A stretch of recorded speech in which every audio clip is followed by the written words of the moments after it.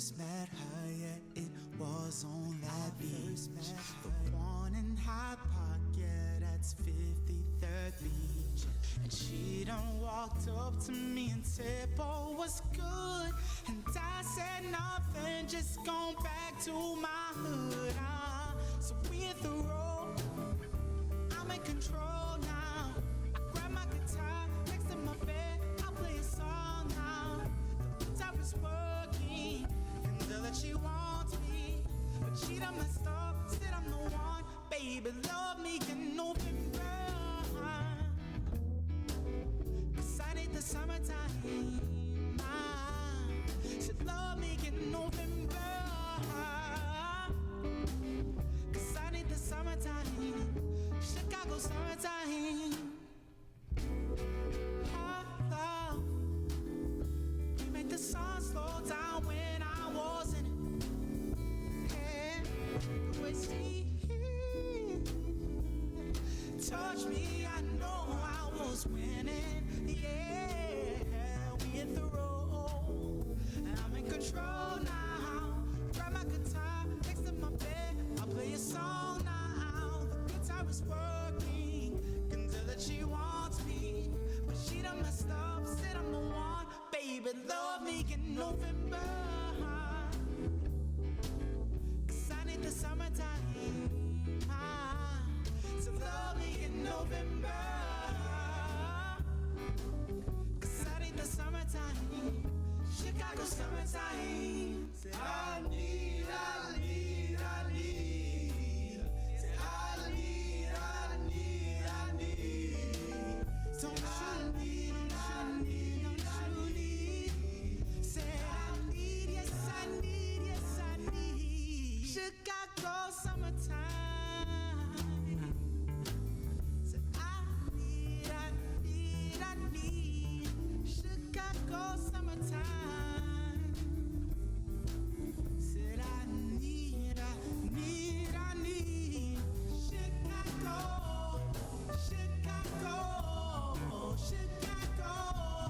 Chicago. Hey y'all, welcome once again to another episode of Rivals on Bikes. I'm Masood Haq, I'll be your lovely DM again. Let's go around the table and introduce ourselves, starting off with Brandon. Hi everybody, I'm Brandon Stennis. Today I'll be playing London Lancaster. Pronounce he, him for both me and London. And then Sharif. Hey, my name is Sharif Jackson, he, him. I'll be playing Clyde Rutherford, peach enthusiast and entrepreneur. Awesome. And moving on our way to Tanya. Hey, I'm Tanya. I am playing Colleen Fouché, the adult cousin to London, and wondering what economic hell we fell in that peaches cost $5. And then last but not least, Latia. Hi, I'm Latia. I'll be playing Micah Kensington, conspiracy theorist extraordinaire. And I knew that this all was happening the whole time, I swear. Exactly. And like I said, my name is Masood Haq, he, him. And we're playing Kids on Bikes. It's instead of the usual Dungeons and Dragons. This stream is sponsored by Blue Microphones. Blue Microphones, the sound of the divine. Pick up yours at blue.com. We're really happy to have them sponsor us. This is a really fun game. And yeah, I don't know. It's been a blast so far. If you haven't caught up on what's going on, we're kind of two sessions in. Our first session was world building. And then our last session that we just did was actually diving into the Count of Quarrington.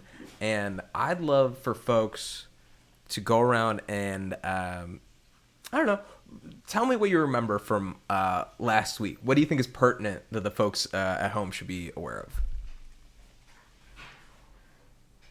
It was Archie all along. It was and Archie. I knew it. This is some Twilight Zone, you know, what is it, like Scooby-Doo type mystery, except way more deadly.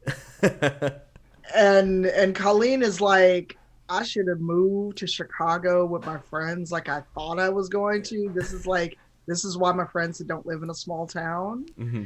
and now she regrets her life choices. And also, she's still mad at Peaches for $5. Peaches are expensive. Also, you lost a door on one of your favorite cars. I think it was Oh yeah, the Chevy Impala, which not just the car. Yeah. No, we're driving the Impala now. Right, yeah. It was my 57 Chevy that got jacked up. Yeah. Exactly. Oof. But thankfully, by Leaf people. By Leaf people. Yeah. Yeah. Tell us a little bit more about that. People.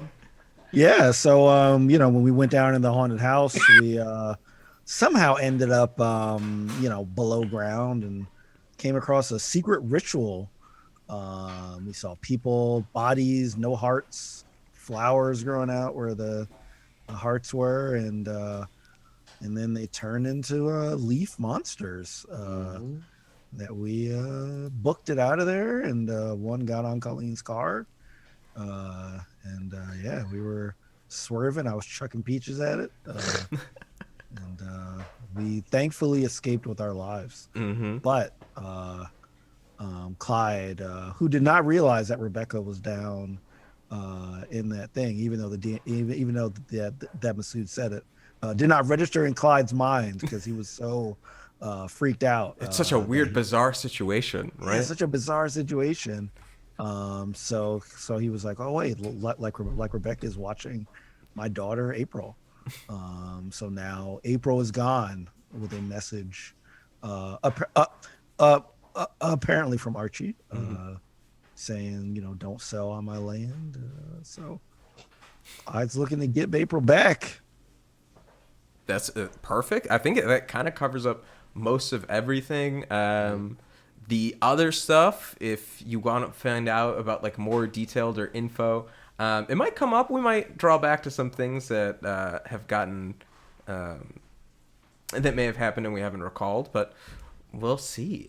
So I want to ask you guys, the last we had left off, from what I recall, let me just see, looking at my notes, finding what I'm looking for. Yes.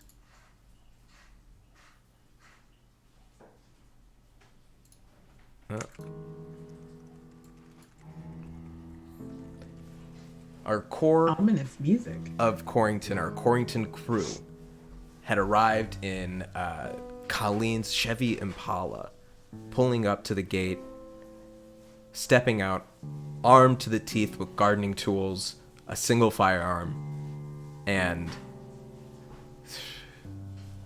unabashed courage to face the unknown. Greeting them was one of the Leaf people that earlier had stood at the gate of the farm, watching them as their brethren chased after. It looks at you all, gazes. How long have you guys been standing there? 10 minutes, maybe? Yeah. Say that, a couple minutes. No one inches closer. You guys are just sort of in the parking lot, gazing at this thing. To your knowledge, to what you recall, it doesn't seem that it can step forward, but it doesn't seem like it's gonna step down. And after 10 minutes, it looks at you all. Mouth appears as vines and branches split apart, creaking, cracking.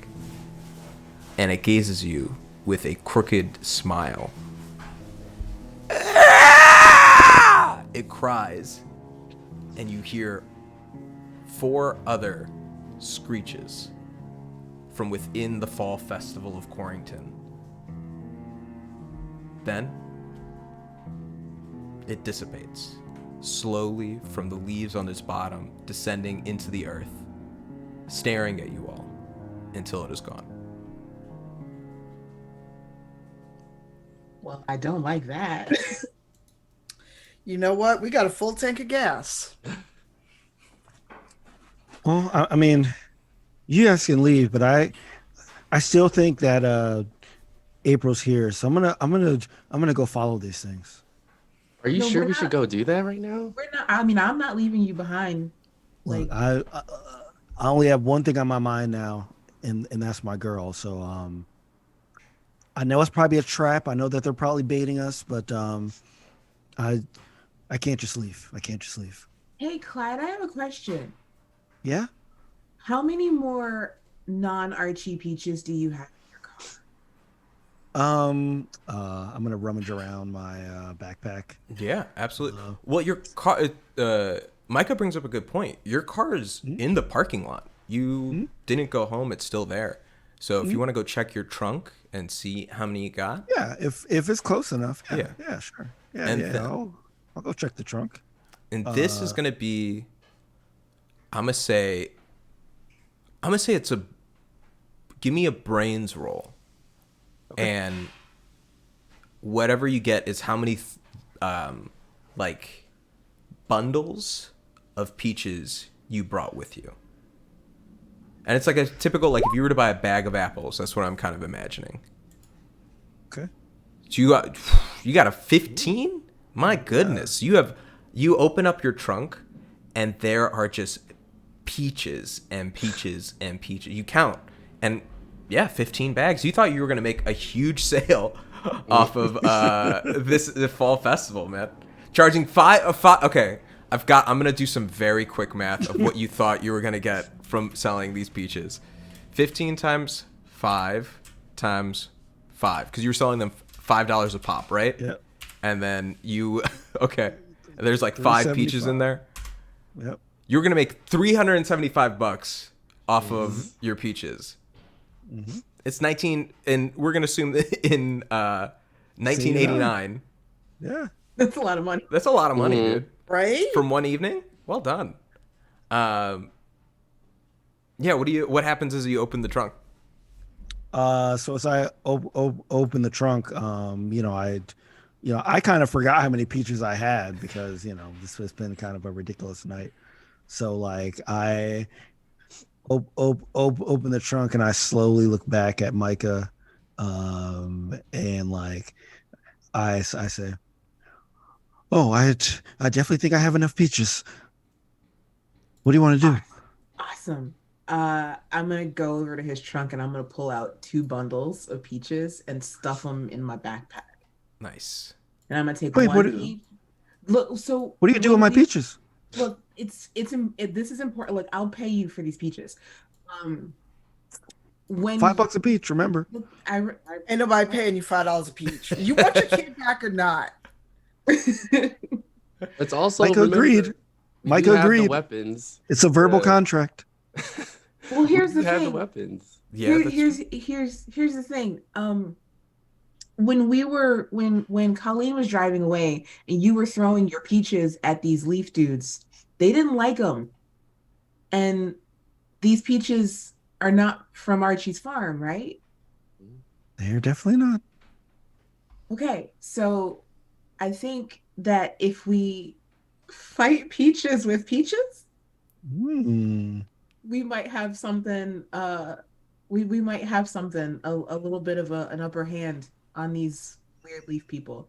And I'm gonna take my machete and I'm gonna like carve into the peach and I'm gonna like drag the machete through it so that I've got peach juice on my machete. Hell yeah.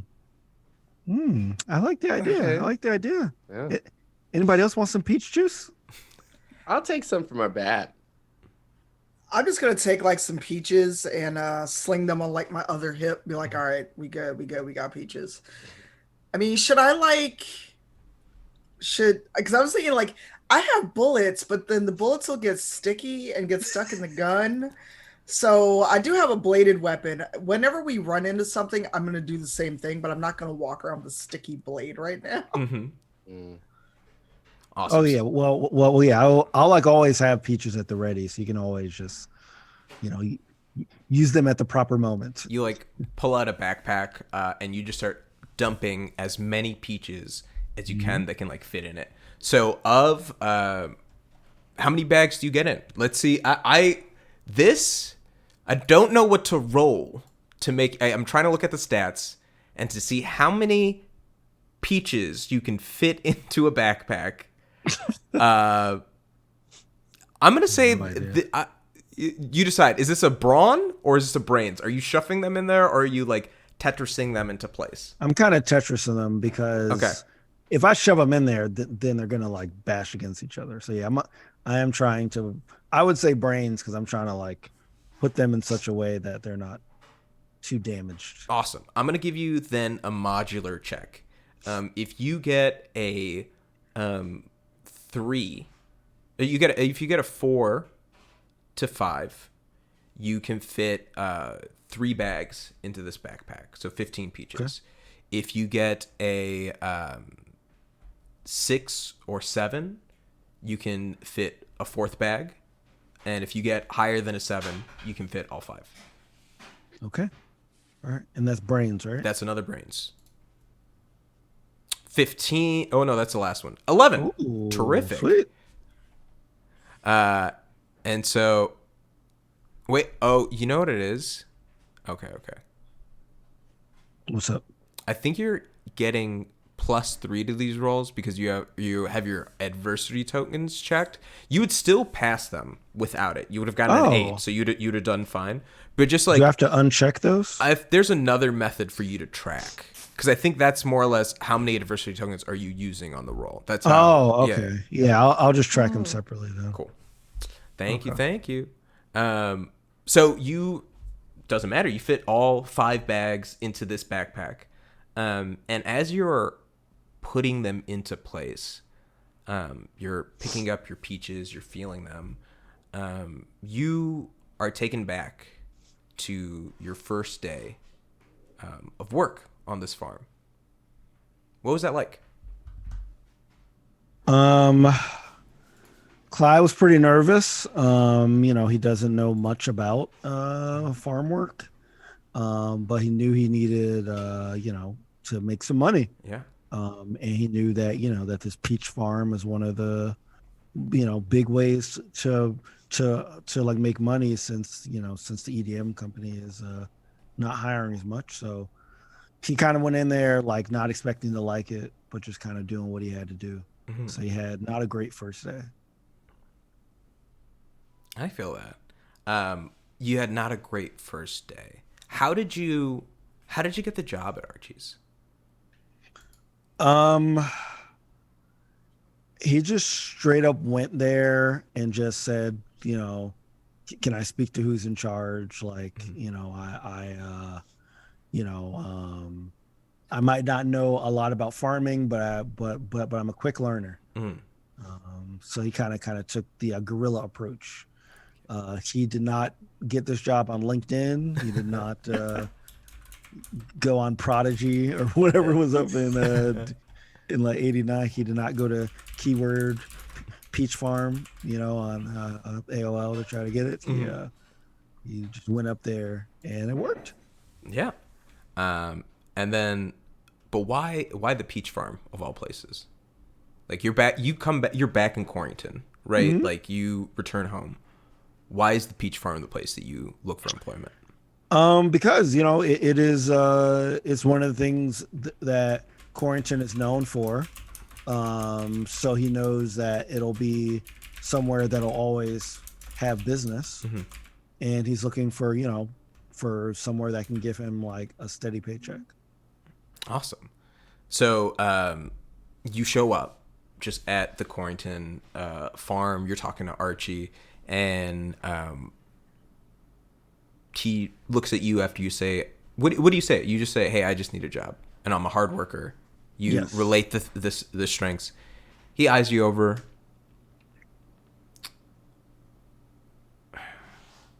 Well, all right. Why don't you come out and let me see how you work the field. Let's see how you handle some peaches. Come on.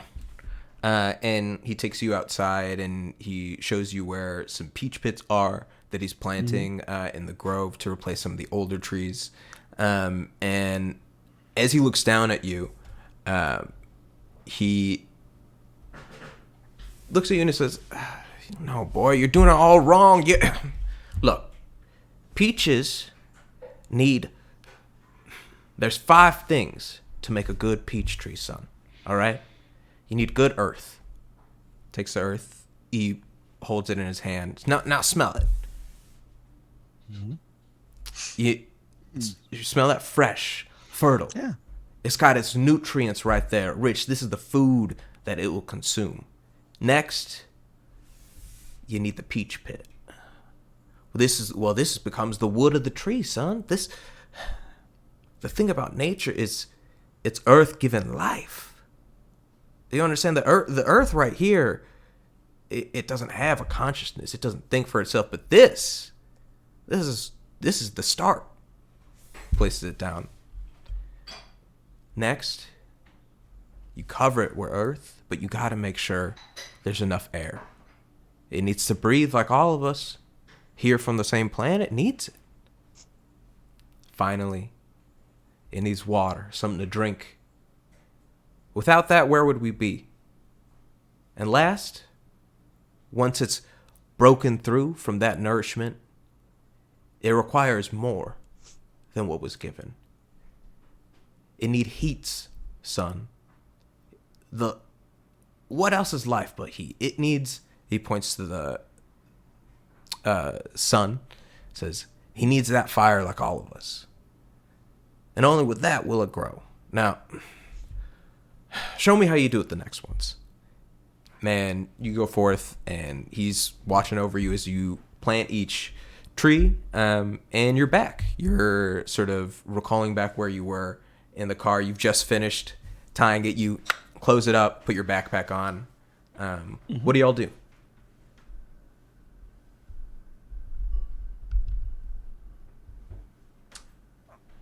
How far are we from like a doorway? Because we're at the gate and we're inside the gate after we saw the creepy leaf dude screech and go into the ground, right? And heard other screeches. Just want to know. Right. Yeah. Oh, I didn't forget those. Trust Okay, me. good. Just want to make sure. Don't do that again. That's gonna haunt me. God, I was practicing it before the session, and Misha was just like, "What are you doing?" I was like, "Don't worry about it. It'll be worth it." Oh my god. Yeah. So I'm looking like to see like, Yeah. is there a doorway? Does it look like there's a basement to go into? Mm-hmm. Somewhere where they may have taken Clyde's kid, So or a way back to where we popped out of there. for sure. So where you guys are now at is you're in the parking lot at the entrance to the fall festival. So you have to, if you want to go where you think the kid is or into that ritual room, give me. I don't know how to give me a brains check on this, and I'll say it's a difficulty. Just looking at your character sheet, it's going to be a difficulty. Let's say 9. Difficulty 9. Okay, and I unchecked adversity, so it didn't give me a. Why is it not letting me roll? Sorry, it is not letting me roll for some reason. It's all good. Let me see. I will just roll a D20. what? Yeah, No, I'm clicking it. Nothing's happening. Let me just roll a d20 on my for desk. sure. That is a 19. Oh, perfect. You super recall from your knowledge, you're looking at it, you're thinking about the message that you received and everything, and one thing kind of stands out to you. The first building that was ever constructed on this land, before anything else, before even the farmhouse, before even the estate, it was Corn Hall. And so where the haunted house was taking place. So you kind of think, it kind of clicks for you that that's the direction that you all need to go. All right. I share that with the group. And I've got machete ready to be. Oh, that would sound so bad. Never mind. Your machete ready. Yeah, I was gonna go somewhere else with it with the peach juice, and I just caught myself. I got a machete up. It's like, and I'm just leading the way. Like this is the way to go. Awesome. Yeah. You're out in front of the group, and as you're walking through this weird and creepy empty fall festival, you think back to a time when you came here with your parents. And And let me see what I want to make sure I have this right. I want to ask you, what was the tradition that you all would do together? What is the thing the Fouchés, like the three of y'all, would always do? Like other people had their things, like, oh, we always go on the hayride. Everyone always did the haunted house. But what was the special thing that you all did? We did the maze, which, ties into Colleen's love of puzzles. Yeah. And, it was always a fun thing to try to, like, get out ahead of her parents. Mm-hmm. Or, depending on who finished first, it was always a thing you kind of rib each other about the rest of the day at the festival. But the maze was their thing to do. And so you are in the maze. You're, let's say, 7 years old at this point. You're running around sort of exploring. And you hear your mom says, Colleen, don't get too far ahead. Come on. This is we know you love it, but it worries me. And your dad's like, let her go. She always knows where she is. She's going to find us before we find her anyways. And you kind of take off. And give me a flight check of 5. Flight or fight? Flight. As you're kind of just running through this. Oh, There we go. that is fight. Oh, dagnabbit. Yeah, they're so easy to confuse. Yep. You got it anyways.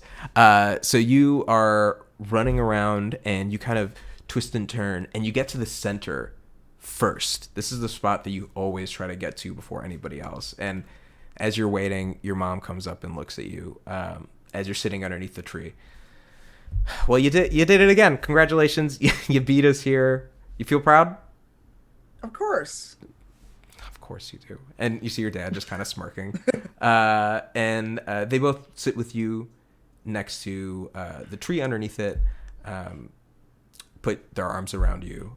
Your mom puts her arm around you. Your dad puts his arm around her and kind of holds you all close.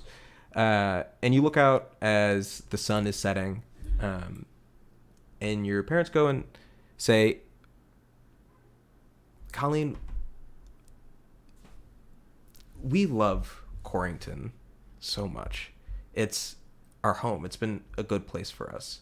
Your mom says, and it's part of the Fouché name to be in Corrington. We've always been, stewards of the land, looking out. What's special about where we are is not the trees and it's not the peaches. She puts her hand on the tree. It's what hangs underneath.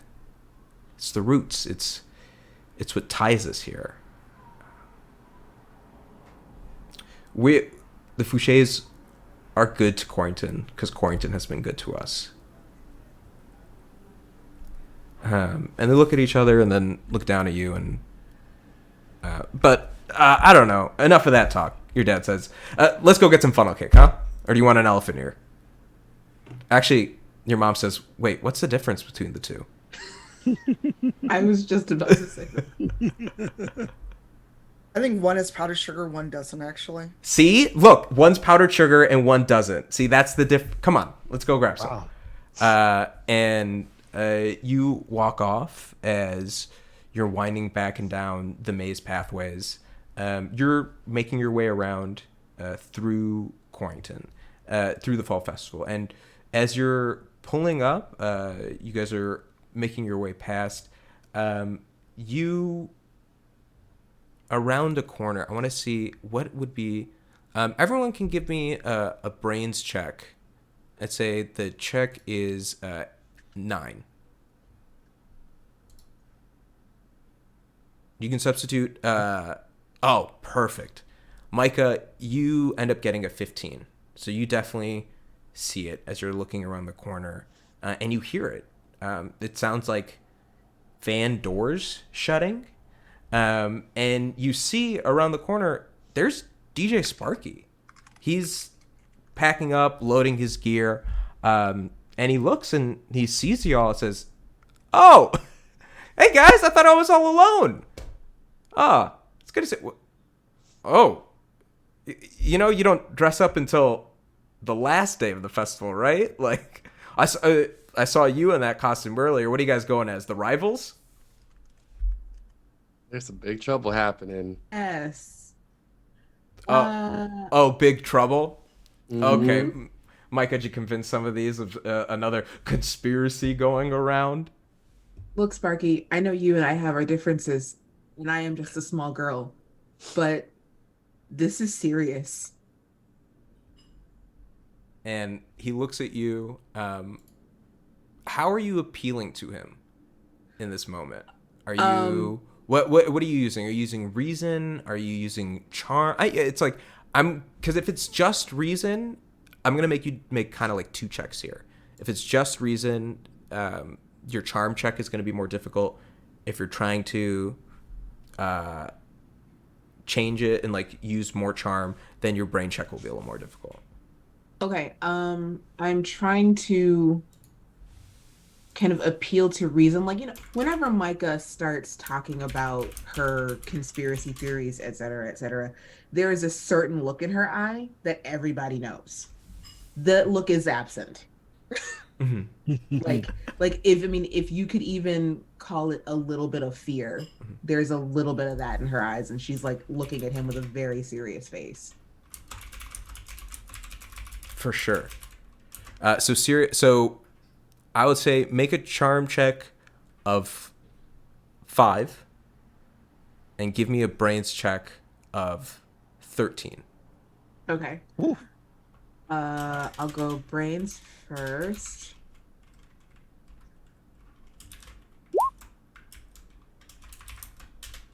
Heck.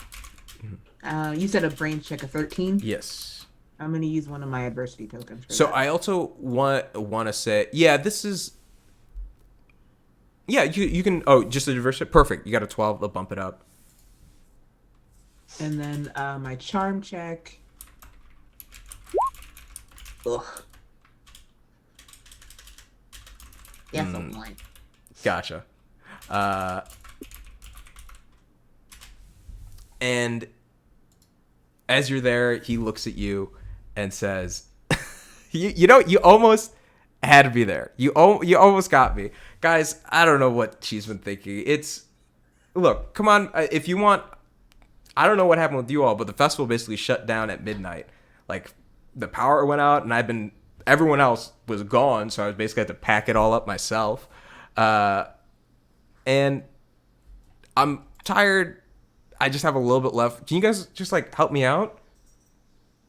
There's just a few more gears. I mean, if you don't want to, Mayor Brampton already said that he was going to help. And around the corner, Mayor Brampton is like, you can see him. He's got a bunch of gear in his hands. He says, "Yeah. Don't worry, we got this. We'll be able to take care of it." Okay, I'm going to run up to Mayor to Noah to Mayor Bromington and say, "Where's my daughter?" Your daughter? Where's my daughter? How how would I know? I saw you down there. I saw you down there with the rest of them. What? What do you know what he's talking about, Sparky? And he looks at the mayor and says, "No, probably another conspiracy that Micah cocked up. I don't know. Look, I'm sure your daughter's fine back at home." And the mayor says, "Yeah, I bet wherever she is, she's safe." I feel like London like brings out the bat and he like slams it on the ground. He's like, "We know that something is wrong. Where is his daughter? We all saw you." Sparky's like, guys, that's the mayor. What? And Noah looks at you all and says, "Look, I'm sure that's a perfectly reasonable explanation for this. Did you even go home? Did you even see if she was there, Clyde? Is she Yes, I missing? did. Do you want me? Oh, you know what? We should call the police then. Why would you accuse me and not go to the police?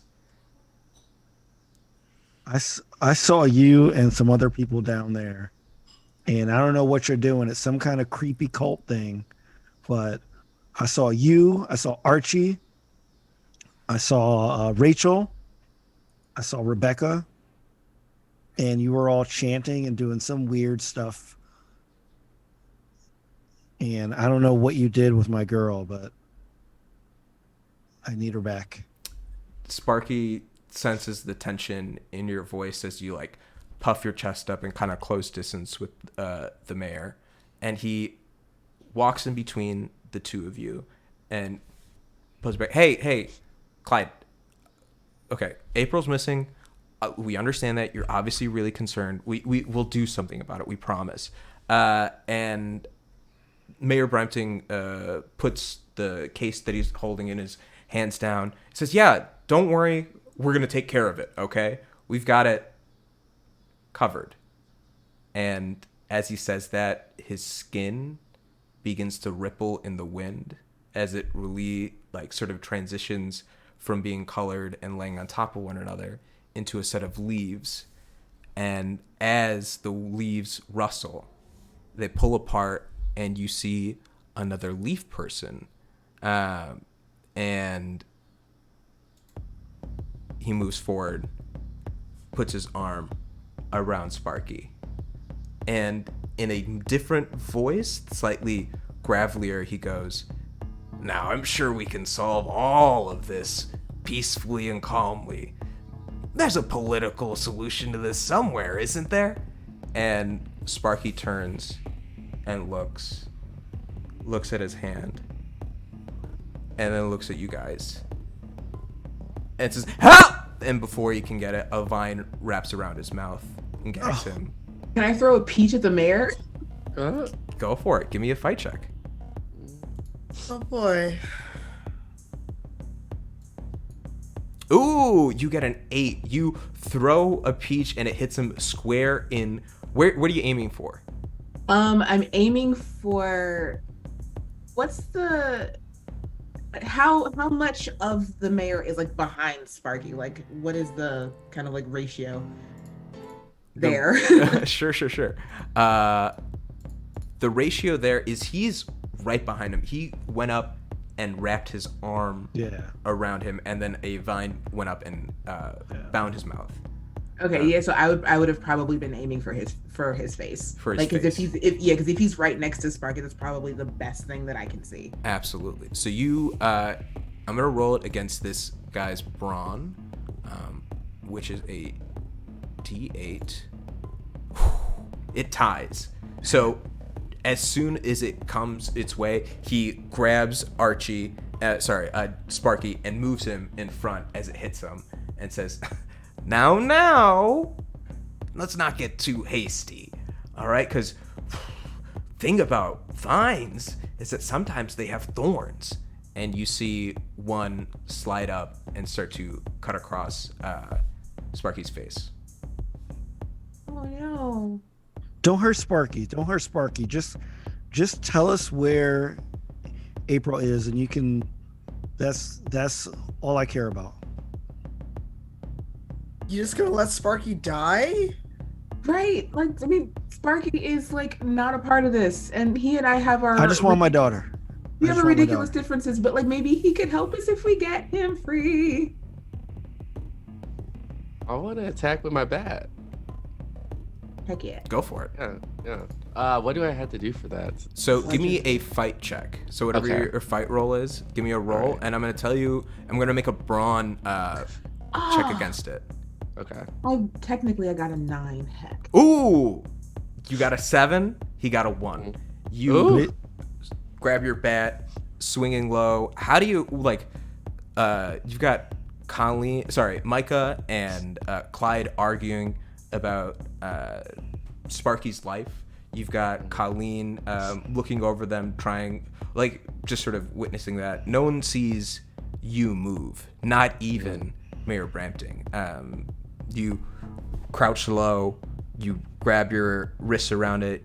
Out of the corner of your eye, you see the metal bell that I don't remember his name.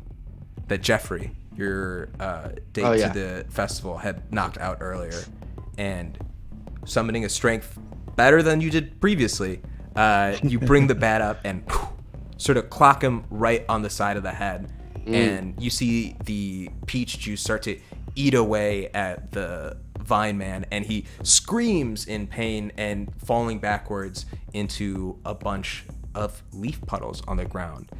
Sparky falls to his knees. And he gets up, hops into his car, and just peels out.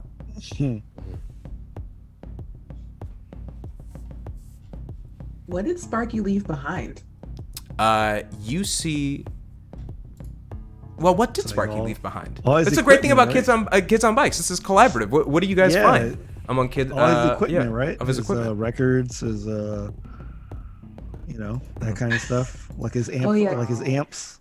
His, Yeah. his amps and some records and ooh. Can the records be broken? Mhm. Because you could slice the peaches with the record and throw shards of them. Heck let's yeah. say Mayor Bromington was holding a crate of records that he dropped Exactly. when he When he grabbed them. transformed. Heck yeah. So he drops this crate, they shatter, and you've got some like shards of vinyl sitting Yeah. there. What albums were ruined? What albums were like were my they God, singles? what Were was they full on tracks? Like These are full albums. These are albums. These are full albums. That makes it even more tragic, and we're all mad because like this was good music that you ruined. Mhm. yeah. Mhm. Someone picks up Ice Ice Baby and it's like, actually, I'm okay with this. This is fine. Sharding it up. His Halloween albums for sure. Yeah. So Michael Jackson, Yeah. Monster Mash. Oh, Yeah, Monster Mash for sure. heck yeah. Hold on, wait a minute, hold on. Let me check a year. So I didn't think Ice Oh, Ice yeah. Baby was out in '89. I don't. It might. Oh, actually, it might not have been. The Yeah, Rocky maybe Horror like Picture Show right soundtrack. before it. Oh, what a shame. Yeah. I'm doing. Yeah, this is what we're using as our shards. I'm gonna heck yeah. So you guys now like grab some shards. You put them a little bit of peach juice on them, especially after you saw how effective that bat was. And you kind of have like these little like daggers on you just in case things get too close. It actually was released in 1989. Ice Ice Baby came out the year that our festival is taking place. So actually, it's a chart topper. People love it. You're honestly probably more heartbroken about that. But maybe not. I don't know. It depends on your vibe and whether or not you're listening to pop music of 1989. And so you all get yourself set. And Micah, as you're going through these records and looking at the tracks, you are having a moment of when the last time it was like a time, let me put this, I had this written out. You recall one of the trips you went on with your dad. What did that look like to you, and why was it so memorable?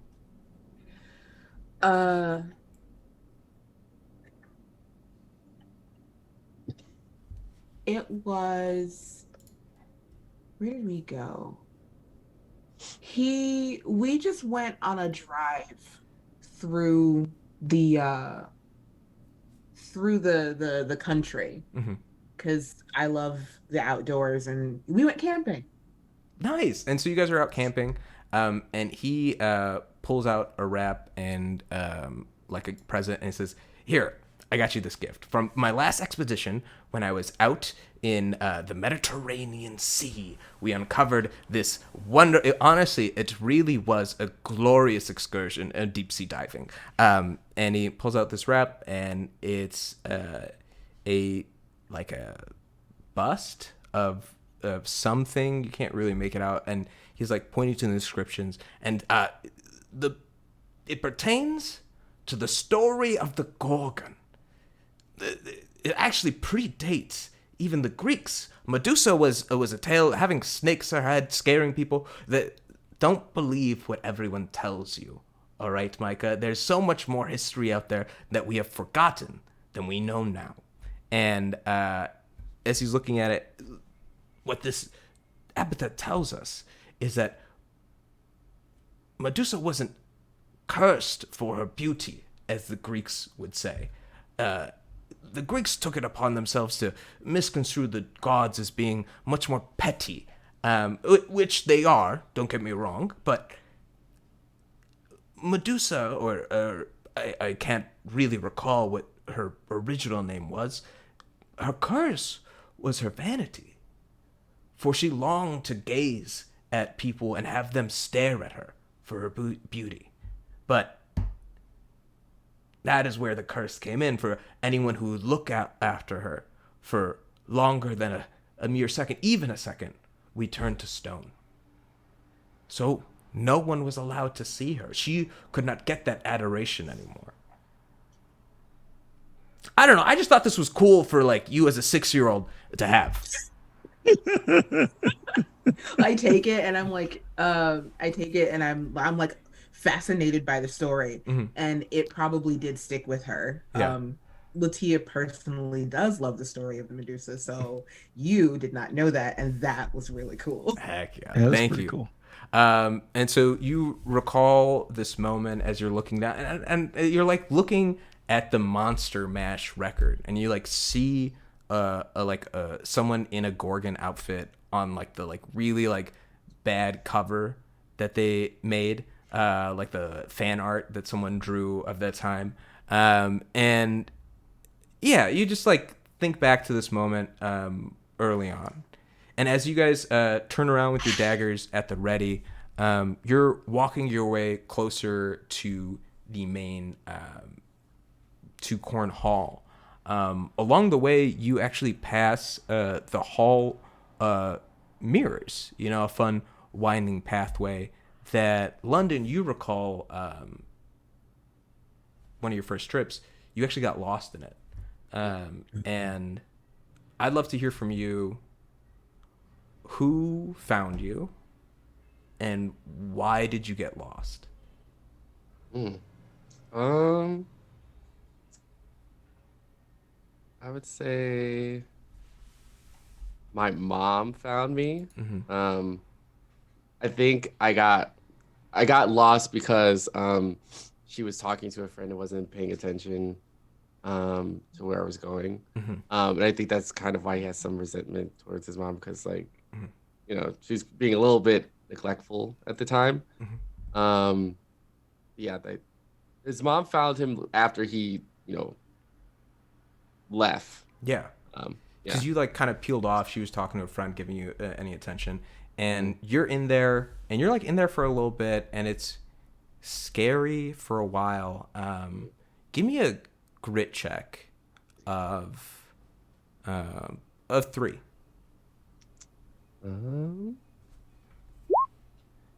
You got a 2. Do you want to use an adversity token? Sure. Because I know you you roll again, right? No, you just add 1 to your score. Oh, okay. Yeah. Perfect. Because I was like, we all recall the broken bell. That was a failure. So I was like, I know you definitely have at least 1. So you use the adversity token, and as you're sitting there, you're looking at your reflection, and you've kind of gotten to the end of the hallway where it just gets to the center, and like there's another path that you think leads out, but right now they've got all the mirrors around you. I don't know, it's just weird. Like this is the first time like you're really just like looking at yourself, and you're like, at least it's such a weird reflection, and you're like raising a hand, and you see everyone in front of you raises a hand, and everyone behind you raises a hand, and you're like looking at it, and I don't know, you have this like weird realization that like even though all of these things exist, even though all these reflections are there, I'm the only real one. And I don't know, maybe it's grounded in the fact that you look at it and Like, you ever have that first realization that you are raising your right hand at a mirror and your reflection is raising its left? You're like sitting there and it's just like, I don't know, you're pondering on it. And your mom comes in and gets you, and she kind of deflects anything. And you're taken back to where you are now. As you all walk forward to Corrington, through the halls of the Fall Festival, you come across Corn Hall. And as you look up on it, it looks much different than what it was before. Running across it are vines and branches crisscrossing in certain ways. The doors themselves have been covered in vines with a single circular imprint that you can't look at from where you are now. The windows from the inside you can't really see, but it feels like light is flashing in ways that don't seem should be happening at this time of night. And it feels off. As you're looking at it, something about it is different in a way that you can't put a finger on. Anyone can give me either the check will be 7. You can roll grit or brains. I will roll brains. 8. Both of you, Colleen and Micah, clock it immediately, and London's looking at it, it's trying to get it. Something's not right, and it's bigger. The doors are wider. The house is taller, but it doesn't have more floors. It doesn't have anything. It's almost as if it grew. And as you're looking at it, you walk up to the front, and you see, instead of where a knocker should be, a singular statue placed in front, the head of this gargoyle underneath a knocker sits, or where a knocker should be for the door. And a part of it is a Gorgon's head. Snakes slithering and not moving, but all facing out, and her eyes looking forward.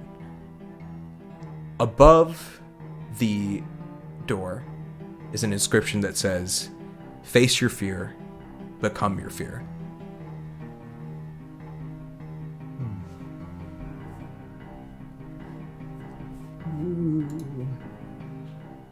Does the Gorgon head seem to react to us at all? It doesn't. At least when you look at it, you get closer to it. You are viewing it from its side and sort of gazing upon it around in the place. It seems to be made out of wood, but anytime you get directly in front of it and look at it, you feel very unnerved. Oh, like those paintings where you swear the eyes follow you? Yes. In a way that, like, yeah. I think that's the best way to describe it. I'm gonna actually take a shard of album, dip it in a peach that I've got, and put the peach, like the tip of the shard, like on the forehead of the Gorgon. Perfect. You take the shard out, you dip it in the peach juice, and you put it to the shard of the Gorgon. And as you put it closer, the snakes move on their own. And they get closer, and you kind of hold it. One of a little drop of peach juice hits it, and it burns, eats away at a head, and another snake comes up and takes its place. Oh boy. I think we need to just squeeze a whole peach over this Gorgon head. So you pull out. Yeah. So Colleen says that. What are y'all feeling? I figure why not? Yeah, Yeah. I mean, I think we have enough peaches, so like, let's just at least try that. See what Awesome. happens. So you, Micah, was there anything? No, well, I'm kind of looking at it and I'm just like, yeah, we can try that, but like the writing is clearly visible. Yeah. Okay, I'm just staring at it. Like I'm just like it's gotta. I mean, that's easy. Yeah. But like, So what's the Yeah. hard way? Like I'm just staring at it. Well, you, I mean, we should definitely try the peaches, but it says face your fear, so I think maybe, like, it feels kind of weird when we're around it, but I mean, but maybe we just need to stay in that weirdness and. So as you guys are kind of talking about this and like arguing whether or not you should grab some peaches, Micah, you're staring dead on at this figure and you haven't broken eye contact in a little bit. And then a nerving sensation, that pull, it gets a little stronger. Give me a grit check of 6. So out of character, Yeah. Gorgons are supposed to turn you to stone, right? Or is that just the Medusa? I believe Gorgons, Medusa had the ability of, particularly like from the mythos, like those who looked upon her. And for our session, out of trying to act as a classics buff, which I am not, I'm gonna put that out there. I think when they die, they would turn to stone. But as you're like looking at the figure, it looks like everything else. Ooh, you got a 7. As everything else, it's made of wood. It's made of like earth in some capacity, of living plant matter. And so, Micah, you stare and you feel that sensation. What is that fear feel like for Micah?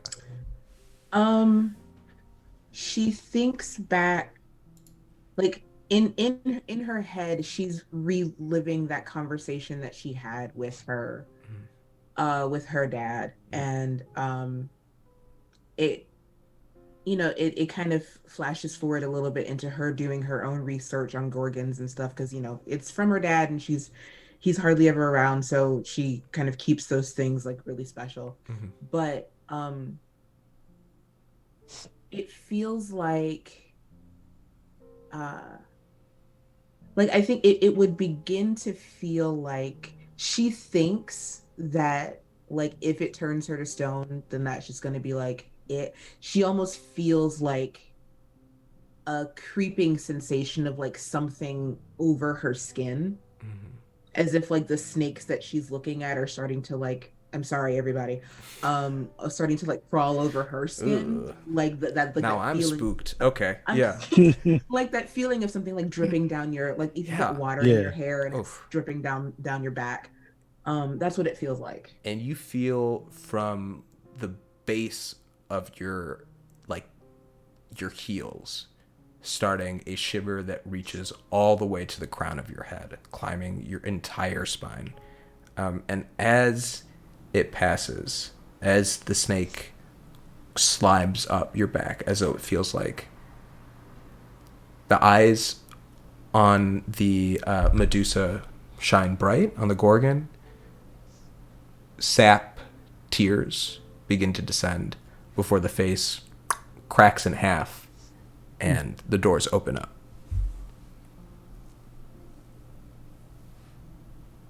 Huh. I mean, she just wanted someone to look at her. Well, She's pretty. I guess we faced our fear.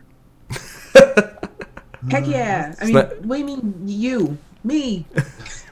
Well, I saw you. Like I had the idea. You're right. You're right. I still say we should have burned it off with peach juice. I mean, there's nothing stopping us from still doing that. But now the door is also open. Oh, that would just be dirty. It's like we went through all that. And I mean, she already split in half for the door to open. That would just be overkill. Yeah, be overkill. Plus, want to save as many peaches as we can so I can sell them. So let's not waste them. peaches. Look, Let's not Clyde, waste our peaches. Clyde, let me just remind you. In this economy, or any economy, even several years hence, Ain't nobody paying you $5 a peach. Just so we're clear, nobody's peaches are that good. I don't know if you've heard of this little thing called Reaganomics. Host? But, Sorry. it's like the trickle down peach. It's the trickle down peach economy. Like you sell them high, and I they'll will trickle plant a down to you. peach tree in my yard first before I give you $5 a peach. I'll grow them myself. So you guys, Anyway. you're chatting about these peaches and their market value, talking about supply and demand as you enter into the foyer. And you remember this foyer? You were there earlier. It feels different, though. It feels like it's warming up in a certain way, like it's getting a little warmer. And you The look around greenhouse? the foyer, like kind of like a The- greenhouse. Yeah, Yeah, like yeah. that kind of like humid Yeah. sensation of okay. Absolutely. And as you're looking, you see a door that you had taken to continue the tour, the haunted house earlier, be shrouded in vines as more of them crawl up. And you hear a voice say, "Only the Arcanon is allowed. Only the Archaic knows the truth." And more vines appear, and in between them what looks like sand starts to fill in from the walls through cracks. And as the moisture gets hot and hotter and it heats up, it feels for a moment unbearable. And in a flash of light, between the vines are nothing but mirrors all around you. Oh. Oh, this That was is cool. bad. Are they like regular mirrors? Are they like Yeah. funny warped looking mirrors? Or they just look like regular plain mirrors? Yeah, absolutely. That's a good question. As you walk up to one of them, as they're all sort of facing towards you as you look around, you see your reflection. It's you. It's everything's yours, and you're kind of looking at yourself and gazing, and it stops, looks at you, opens its mouth, and where teeth would be are just roots and vines in a jagged, crisscrossing pattern as it smiles at you. This is my reflection? This is your reflection. Oh my god. It's- Not it's- regular mirrors? It does everything that you're doing, but with this creepy vine smile. Okay, I'm gonna take my little shard and try to shove it into this mirror. You put your shard on the mirror, and it just kind of bounces off. All right.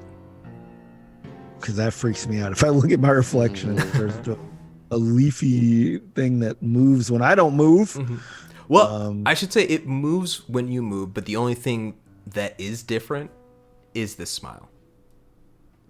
Okay. Well, that's it. At least as a That's quick enough. glance, what you can see. Yeah. If anyone wants to give me either a brains check, well, I'm just at the DC at 10 as you all look at these mirrors and are kind of staring at them, or a grit, either or. Okay. 17, Colleen, you see it. Oh, and Micah gets it as well. You guys see it kind of first and foremost as you're looking at it. It's you with this weird smile, but in its left hand, in all of its left hands, every single one, is what appears to be a vine, but only enough to wrap around its fist. I'm gonna look at my left hand and see if there's anything in it. There's nothing in it. I'm gonna look at my right hand and see if there's anything in it. There's nothing in it. Well, what the heck, reflection? What color is the vine that they're all holding? It is a like deep green, so deep it's almost blue. And as you look around, you see similar vines crisscrossing across the floor. And the side we're on, or in the mirror? On the floor that you're on the little ground you guys are standing. I'm gonna take a peach out and cut it in half and drip peach juice on those blue vines. You drip peach juice on the blue vines, and as you drip, where the juice lands, it like eats away, and eventually you have just like little bits in between. And you look down, you can see the linoleum underneath.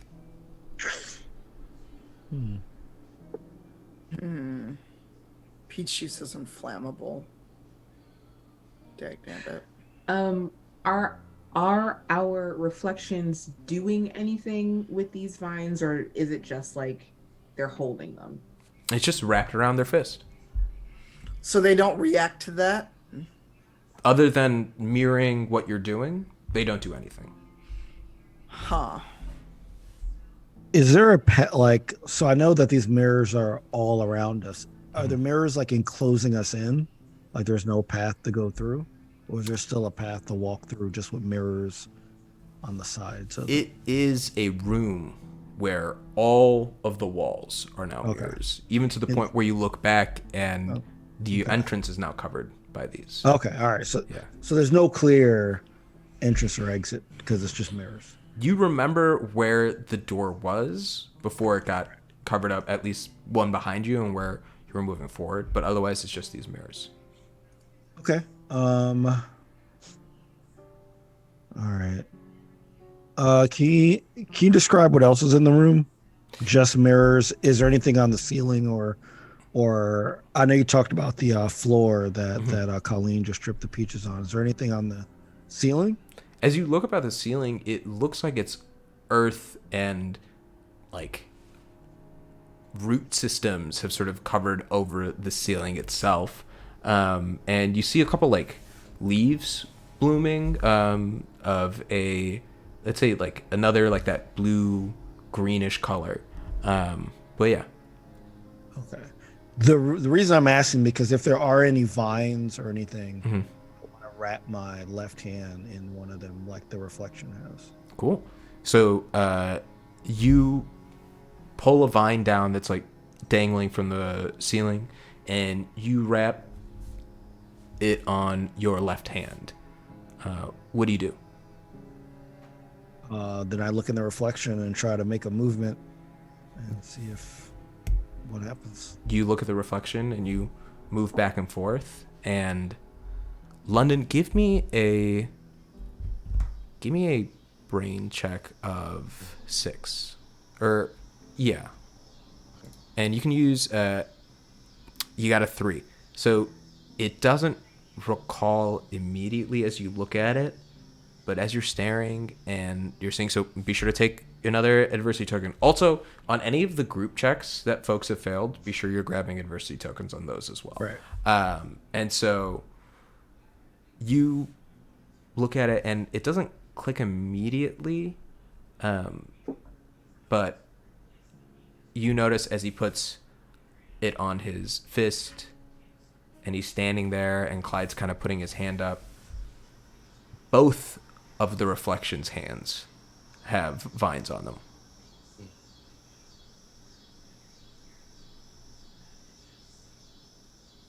Want to check your other hand there? Not looking really good. Right. All right, so I go and I look at my other hand and say, well, I mean, the reflection had it on one hand. Should I put vines on both hands? I'm not really sure. I think you might need to make that match. Okay, well, is there a matching vine anywhere? and I'm gonna look around and see if I can find another vine that matches. Sure. Can I roll for that, or You're just, you're looking, you're taking a gander, and you're looking for another vine that matches. And it's hard to tell because they all kind of look the same.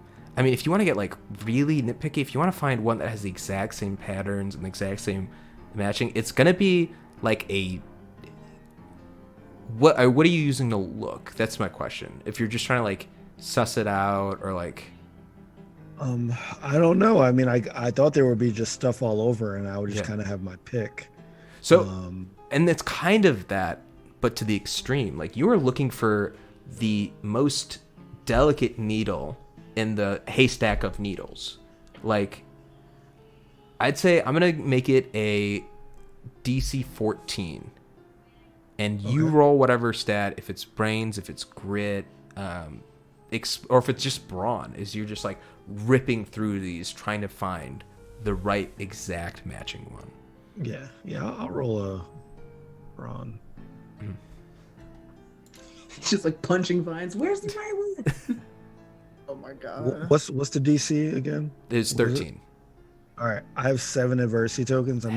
Yes, I love this. This is what adversity tokens. I'm using are for. 6. I'm using 6 adversity tokens. And you are just it, Clyde. You're frustrated, dude. Like you're here. You know April is nearby. You're trying to get to her. You're doing everything you can, and it is maddening.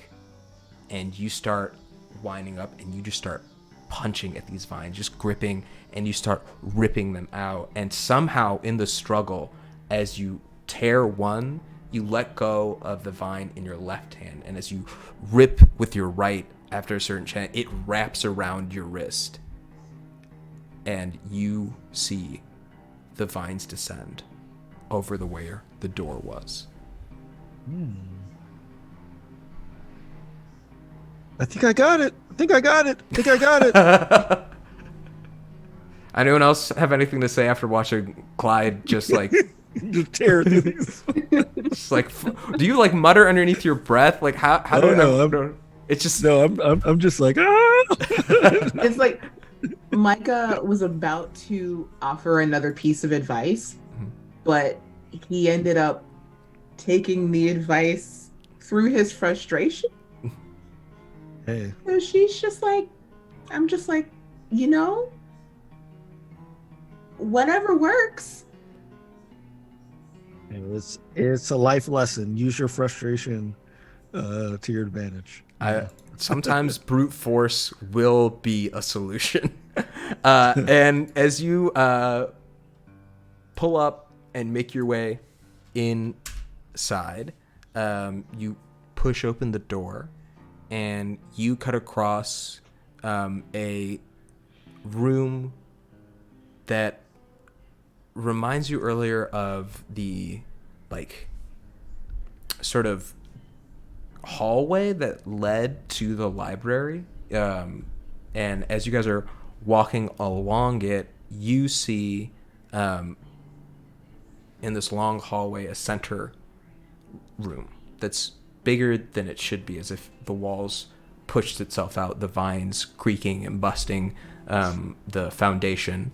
And there's a tree that is growing in the center of this room. The tiles that we're covering have been like pushed apart, and there's a tree that sits there, and it's twisted and it's kind of bent, and it looks like a warrior holding a spear.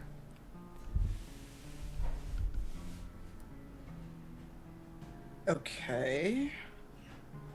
So it doesn't look like it's not like a dead tree that has no leaves. It looks almost like a person. It has no leaves. It has the wood as you look up to it it doesn't look alive in any way, shape, or form. Okay.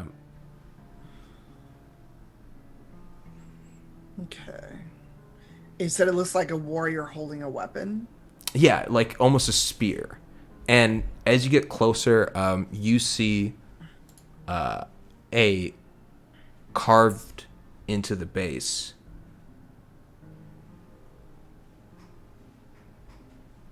hanging fruit. Is it any kind of particular fruit, or is it peaches? You can take a look at the branches. There's nothing hanging from this tree, like where you're standing, but But you said carved into the base is hanging fruit. So like somebody took a knife and carved an image of fruit in it. no, the words hanging fruit. Oh, Oh. Okay. Yeah, sorry. Sorry, Yeah. I was like, because oh. we're all like, Yeah. but there's a tree and what? Okay. I want to see if the tip of the spear. Yeah. I want to see if it's pointing towards something. So I want to look in the direction of the spear, Yeah. assuming it's facing the ground. It is. And It I is wanna facing the ground. Yeah, so I want to see if there's anything like below, like like following the path of the spear. You That's pointing anything on the ground. track the eye line of the spear. You get behind it. You look at it, and you see it's pointing to a patch of tile. Except tile's not there. It's earth. Like the rest of the room, kind of like the base of this tree, had tile around it, except for where it started popping up. This is another part where there's just sort of earth present. Okay.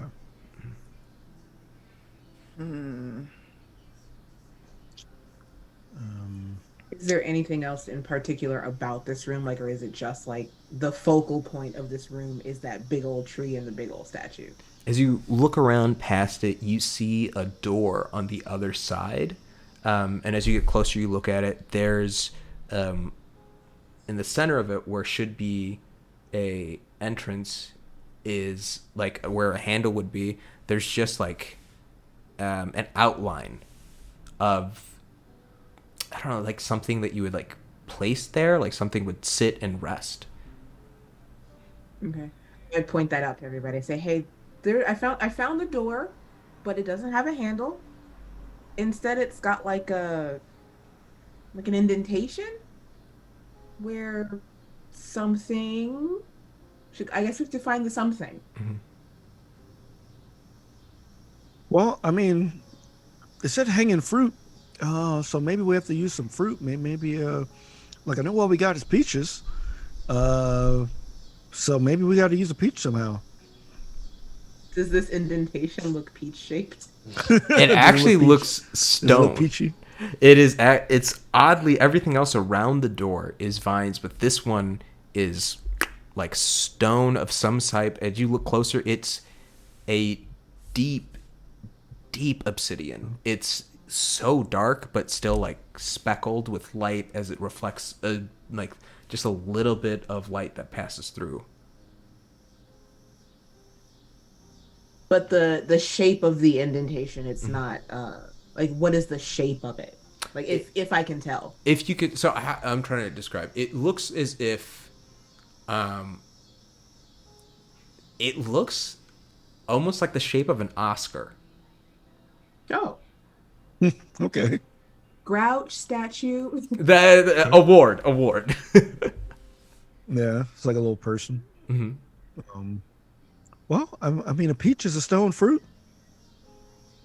Maybe I'm overthinking this, but hanging fruit, stone indentation.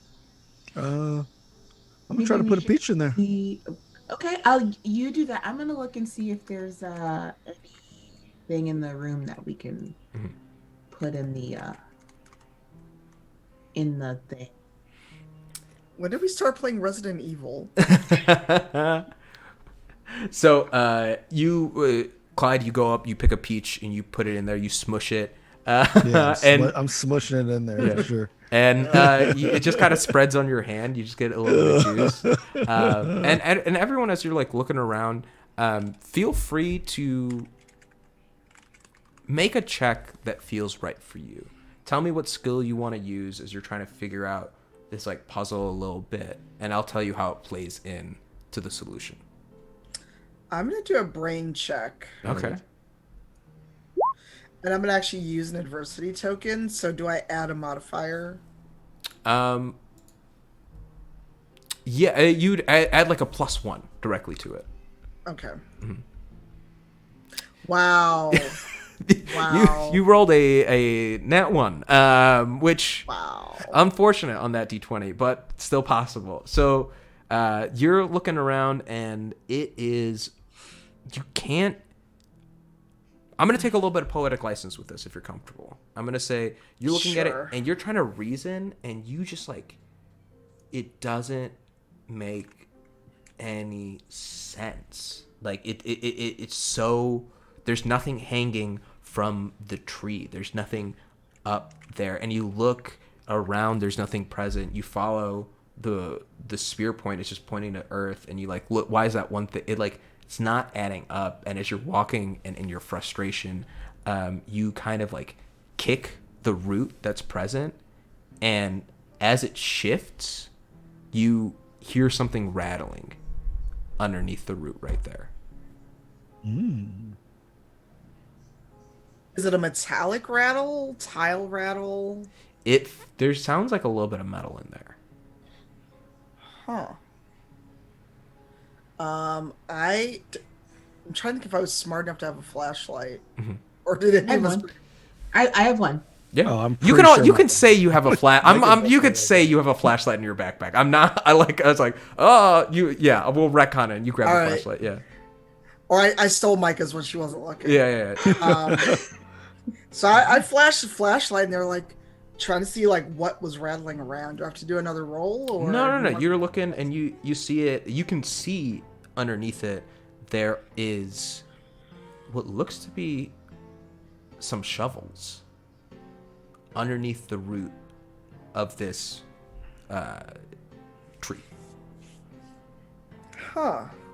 That must be a big root. Oh no, it's a massive collection that's like as you look through you see actually there's like a cavity where it rests. Oh. So it's not actually the roots extend up. Oh. Yeah. There's shovels over here under this part of the roots. Are they I- Clyde's? I don't know. Clyde, are these your roots? Oh, they might be. Like I'm kind of out of source right now, y'all. I just lost my daughter here asking me all these questions. I just want to find her. Well, we're here trying to help you. I don't know if they're my roots or not. Let's like you said that like there were like some shovels down there. Let's Yeah. just start digging. I mean like there was some earth that the spear was like pointing toward. Let's start digging there. Maybe we Sure. gotta dig something. You got a under. point. How do you get the shovels out from underneath the roots?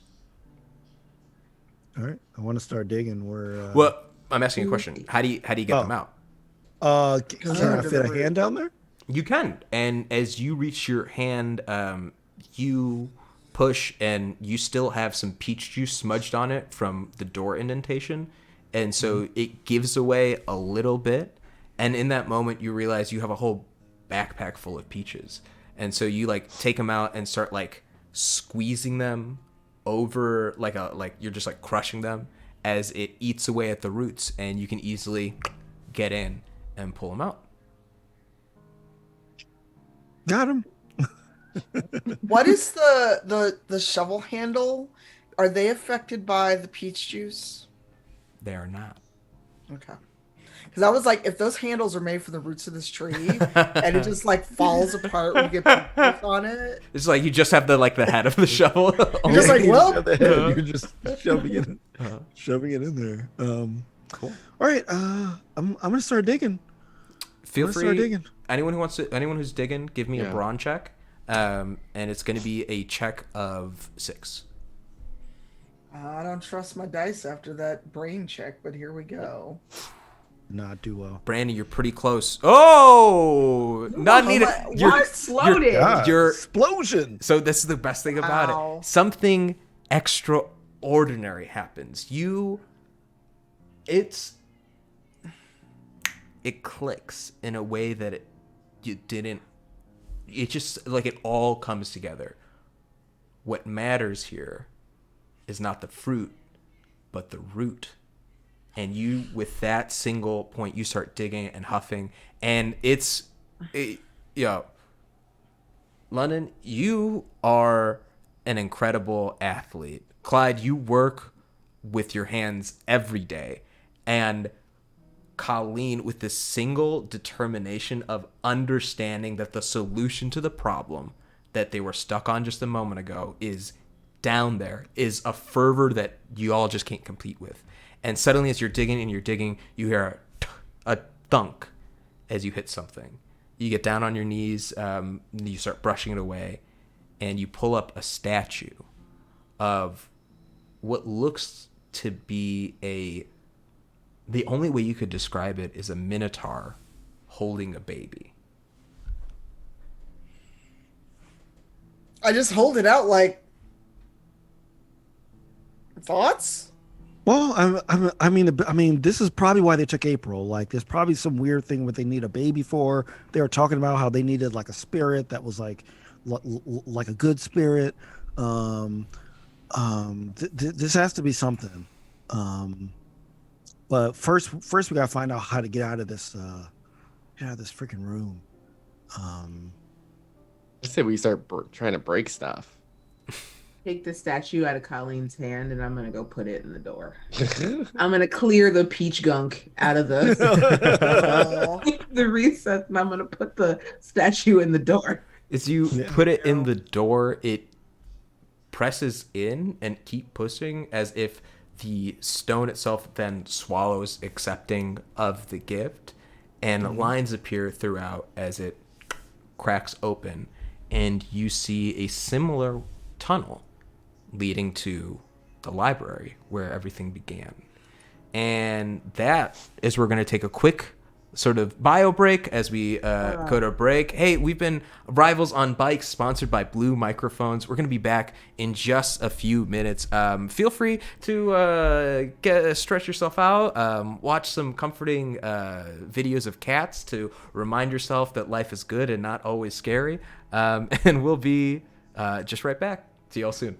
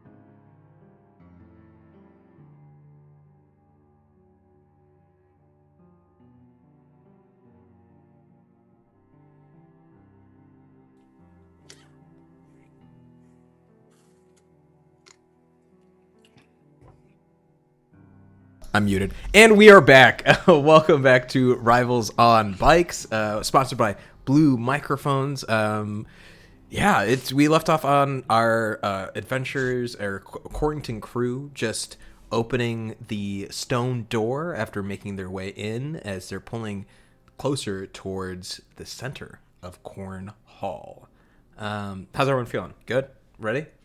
Creeped out, but good. Good. I Okay. have fruit. Don't mind me. You get I'm yourself feeling some very peaches? peachy. Yeah. I'm feeling very peachy. Oh, we Very do peachy. peaches downstairs. I didn't think to grab one. Mhm. You got to. It's a Heck must. yeah. Necessary. No, I'll be right back. No, it's fine. Like what happened to Micah? She had to have like these other peaches, not the Archie peaches, but like special peaches. And as you're talking, Gluten-free peaches. gluten-free peaches, absolutely. Oh my god. Awesome. And as you are like thinking about everything that sort of happened and you're making your way through, you walk down the hallway and you enter into the library where you all were when you first discovered the secret passage. And it looks relatively the same. Everything seems in line, except where you recall where the bookshelf was that you pushed past to get down the steps is another bookshelf, except on this there are no books. And what's weirder is that within the rectangle there are multiple shelves, but in the shape of a triangle sitting within the rectangle. And there's about 5 different shelves leaning up. As you look at the shelves, you notice there's. Oh, sorry. Did you say something, Clyde? Yeah. Do we have the Minotaur with the baby? Did that like go into the door and that it was irretrievable? It is. It went into the door and disappeared. Okay. All right. So no longer happened. Okay. All right. Checking. As you guys look at this bookshelf itself, you see there are little pedestals on each one of the 5 shelves at the center of them, seated. And underneath the bookshelf at its base, sort of like it's solid wood, and then this triangle within the bookshelves appear. And in the solid wood portion, you see a tree. And you see the entire system of the tree, of where the sort of like etched into this and sort of carved in an intricate detail. Well, let me see if I can do it. We got some earth and some roots, and as it pulls up the actual system, you see it across like across the topsoil, kind of looking. Oh, like you're looking at an anthill that's like. Yeah, like cut in half, and you can see it. Yeah, okay. Yeah. I'm not sure about this one, y'all.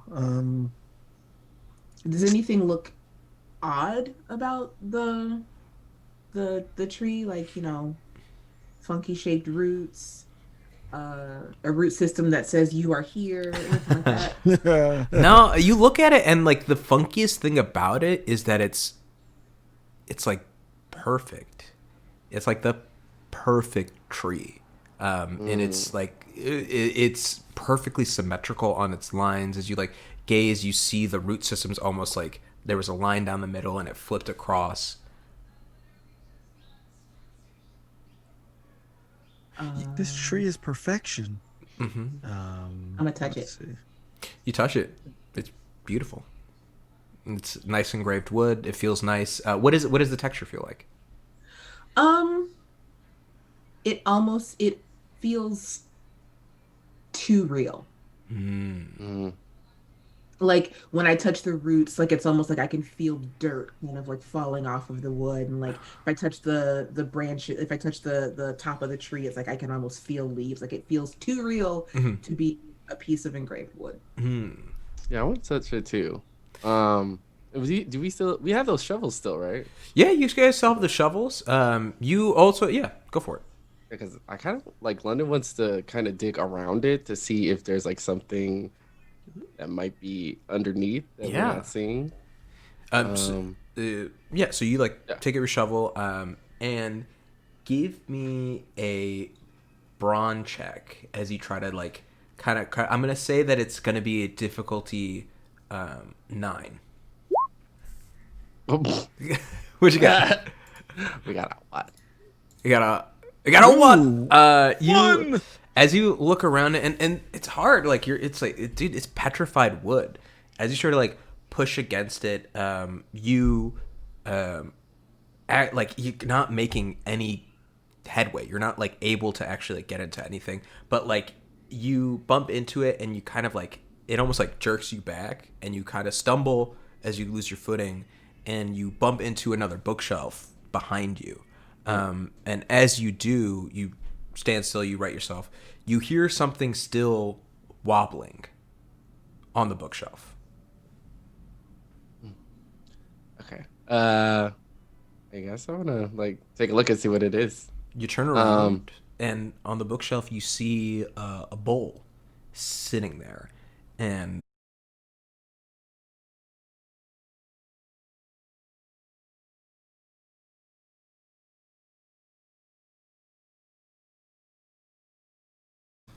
oh, I think we're back. I think on my end, it seems.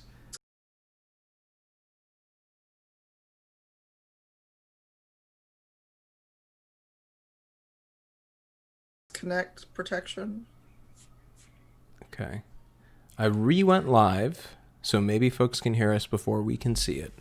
But Chat, if you can hear us, let us know. Yeah, chat. We love you. Yeah, although we are losing people, so maybe we could just do an episode I mean, we're gonna do something next week. for sure. Wait, hold on. I have our faces, but it's frozen. Okay, that's promising Oh, though. nope. Nope. Went out again. Yeah. God, I really- don't have any. I have no idea what it could be.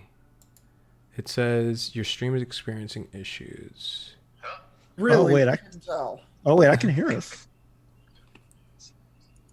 Yeah, they can hear us, or I can hear us. For a split second, everything was back. That's good. Yeah, I heard the audio for a little bit and then it went back out.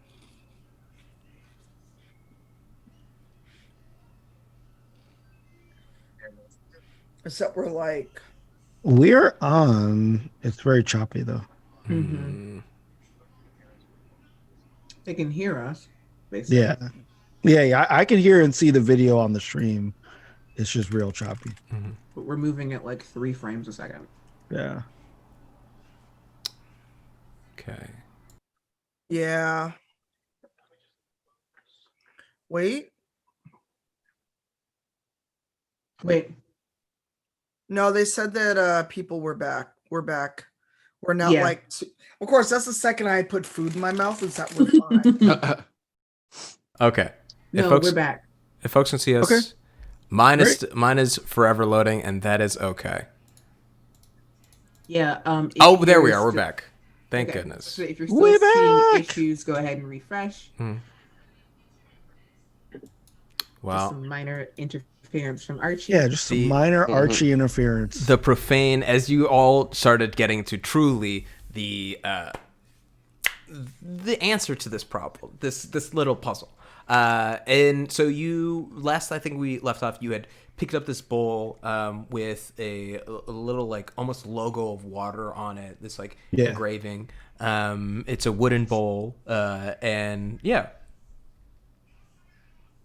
Yeah, so I think like I was looking to see if there was anything that was dripping, Yes. like anything that was dripping in the room. So you're looking around, you're looking for any drippage, and you look up, it's moist, but there doesn't seem to be any water dripping from the ceiling or anything through the side. Okay. Uh, Well, I mean, thing number 2. I mean, it seems it's worked for a while. Let's just drip a peach in this thing. I was just about to say that. Drain a peach in this thing. I mean, seems to be peach related mysteries here. Let's Either that, or if anybody has like a bottle of water Mhm. that we could. Yeah. I mean, I'm we all have for the that? peach juice. Like Yeah. it seems to be. Yeah, I mean, you think Clyde, you and your non-Archie peaches are coming through so well for I us. mean, But like, it's sounds like destiny to me. Yeah, so I'm gonna take a peach and Yeah. try to put just a little bit because there's like a droplet on it, so it makes you think you only need a droplet of something. So I'm trying to put like just a drop, if I can, of peach juice into this thing. Tiny little drop. Just trying to get a tiny little bit, and you put the tiniest of little drops onto it, and it splashes, and the wood seems to like just like it rests on it, and nothing seems to happen. But there's a little bit of peach juice at the base of this bowl now.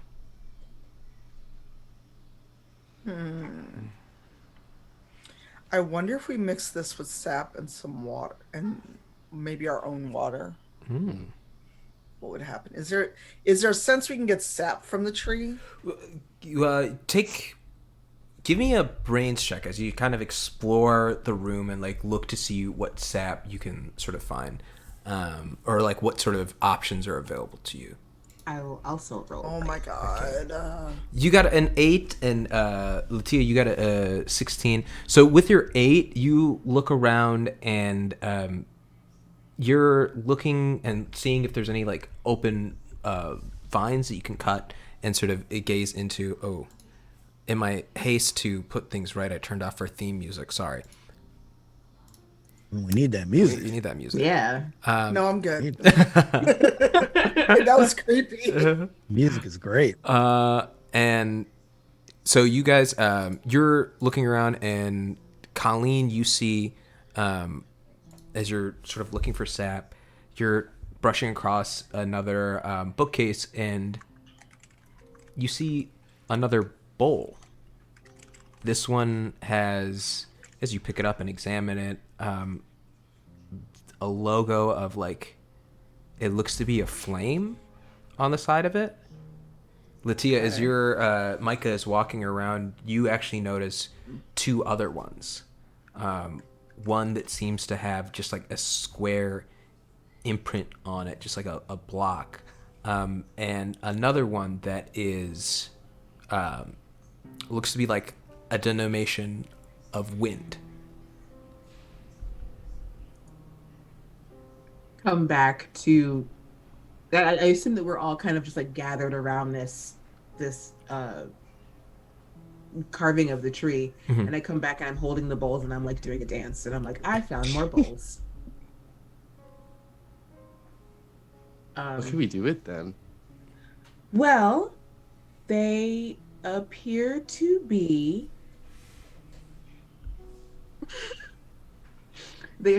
elemental. Sorry, I had a mental image of something else. They appear to be elemental. Are you still are you still dressed as Sherlock Holmes, by the way? Because it's very close to elementary, and I like. I am. Perfect. Oh, hold on. Wait. Let's retcon. Let's scoop back this a little bit. I come out with the bowls and I go, it's elementally. Okay. All right. Right. And then I see nobody's laughing at me, and I just they're elements. It's I've got earth and air. Wait, but earth and air aren't elements. Thank you. So those aren't on the periodic table. What are you talking about? Sharif just pulls Clyde apart for a second. Wow. Clyde, I didn't know you knew science. It's really impressive. You know, I mean, I want to be a good dad, so I want to. So I taught myself. But I'm assuming that you mean the what we thought were elements: earth, air, fire, and water are on the bowls. I mean, yeah. You've got water. Colleen, you've got. I still have the water bowl, right? Yeah, I believe actually, you picked up the fire. Fire. Yeah, I have fire. You have fire, and Okay. Latia, you've got earth and air, and I believe either London or Clyde is holding the water. I think I had the water because, well, I don't know, whatever. London Yeah, I have had the water because you You he squeezed called us the- over to look at it. Yeah, yeah, because London picked up the water one after Right. brushing into it. All right. Well, I mean, I think we have earth from like when we dug up the earth. Where do we get fire from though? Anybody have any matches? And I just look around like, oh my god, I have matches because I'm the adult. And Yeah. of course, candles or something. right. Uh-huh. Every- So I pull out matches. Should we do this all at the same time? That probably would be a good idea. And do we have to? While I was looking around the room and finding these bowls, did I see anywhere that these bowls might have to go, or is the bookshelf? Does the bookshelf have space for them? With the 16, I'm gonna say you remember that when you first looked over it, there's actually a pedestal on each of the levels of the bookshelf. Okay. And so with your, I believe you currently have earth, air, water, and fire. So you have 4 bowls, and there's 5 ledges. All right. And on Can we yeah, can we look on the ledges and see if there's any patterns that match the earth, air, and fire things that we see on the bowls? Clyde, that we know give which me bowl to put which. a brains check of 8. Yeah. Heck yeah. Sweet. You got a 9. And in this moment, you're looking at this air, earth, water, fire. And you're taken back to your first day. And you remember Archie telling you what you need and the order in which you need it to plant a peach tree. Very good. And so you take the earth bowl, you put it down. You take, above it would go nature. Above that would go air, then water, Fire. and then fire. And so you put 4 of them, and you see that there's one pedestal left, but there's no other bowls. So, feeling what's right, feeling what feels intuitive, you look down at the peach that you squeezed earlier to put a little droplet in, and you break it open, take its pit, and put it on the pedestal. And in that moment, the tree at the base of the bookshelf, before the actual shelves begin, moves up, climbs up, and grows. And sort of as it moves, its symmetrical nature begins to shift and turn. And where in the center was the almost perfect owl hole of, where a tree sits up, it opens up, tilting back, and begins to swallow the bowls as it raises up. And as the hole rises and swallows it all, the earth pushes around, and a pathway emerges. God, that was so cool. Yeah, I was just thinking about this stuff that Archie showed me about making a peach. I guess he was giving me clues on how to find him. I don't really know, but it sure came in handy. Let's just keep going. Everyone be on the ready just in case. You never know. Great puzzle, by the way. Let's see. Thank you. And as High you praise from the puzzle master himself. So as you walk your way and you make your way down, you pull into the same staircase that you all walked in earlier. The same one where things shifted so dramatically, which feels like a lifetime, but was truly just like 2, maybe 3 hours ago. As you're climbing down the cobblestones, you make your way, and you are once again in that tunnel where you know to the back of you is a staircase. There's a ladder leading up to the maze, and up around the corner is the same bend with a familiar glow of firelight flickering. And so, yeah. What do y'all do? I pull out my automatic, because we did say automatics existed at that point, right? Yes, absolutely. I take my automatic out, and I've got it out, but then I've also got a peach, and I'm just running the tips of peaches, tips of bullets over the peaches before I sling them in a pocket. It's like for me. First blood, where I'm like, it kind of draws up an opinion of me. Like I got taken to. First off, spoilers for the movie Parasite. Have folks seen Parasite? I have not. Oh, So we it's should so not- good. should It's not so spoil good. I it. won't spoil a thing.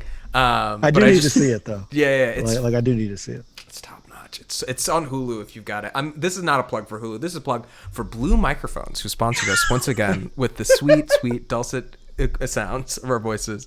But Hulu does have live sports, Yeah, so you guys make your way, and you've got your peach fuzz coated bullets that you're pull back into it, and as you all walk around the corner, getting closer to this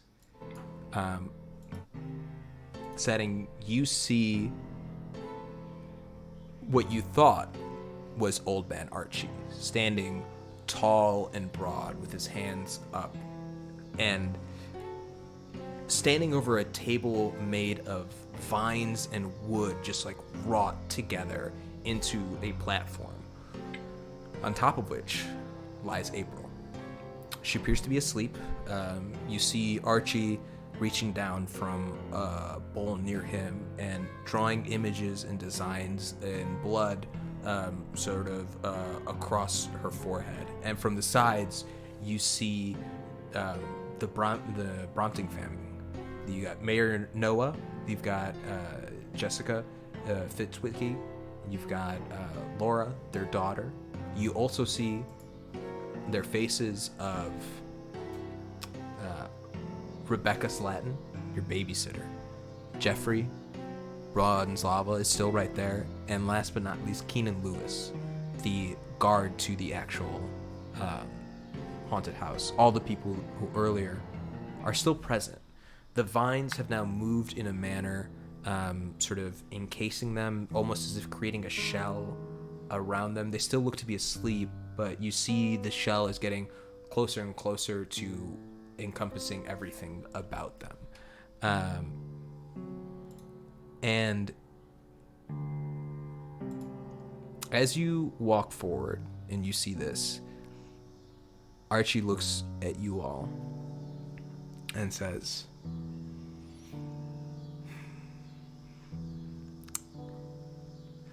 "Always too clever. That's the problem. Always too clever." And I thought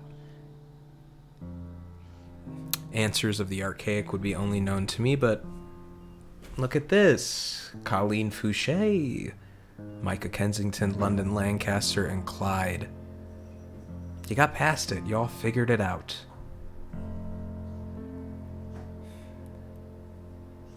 I need to do this.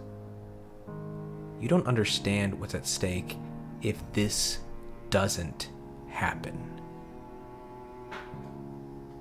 Clyde, I know you're sad, but I promise you what I'm giving to April, what she will gain, is more than anything she could have gotten from a life of you as her father.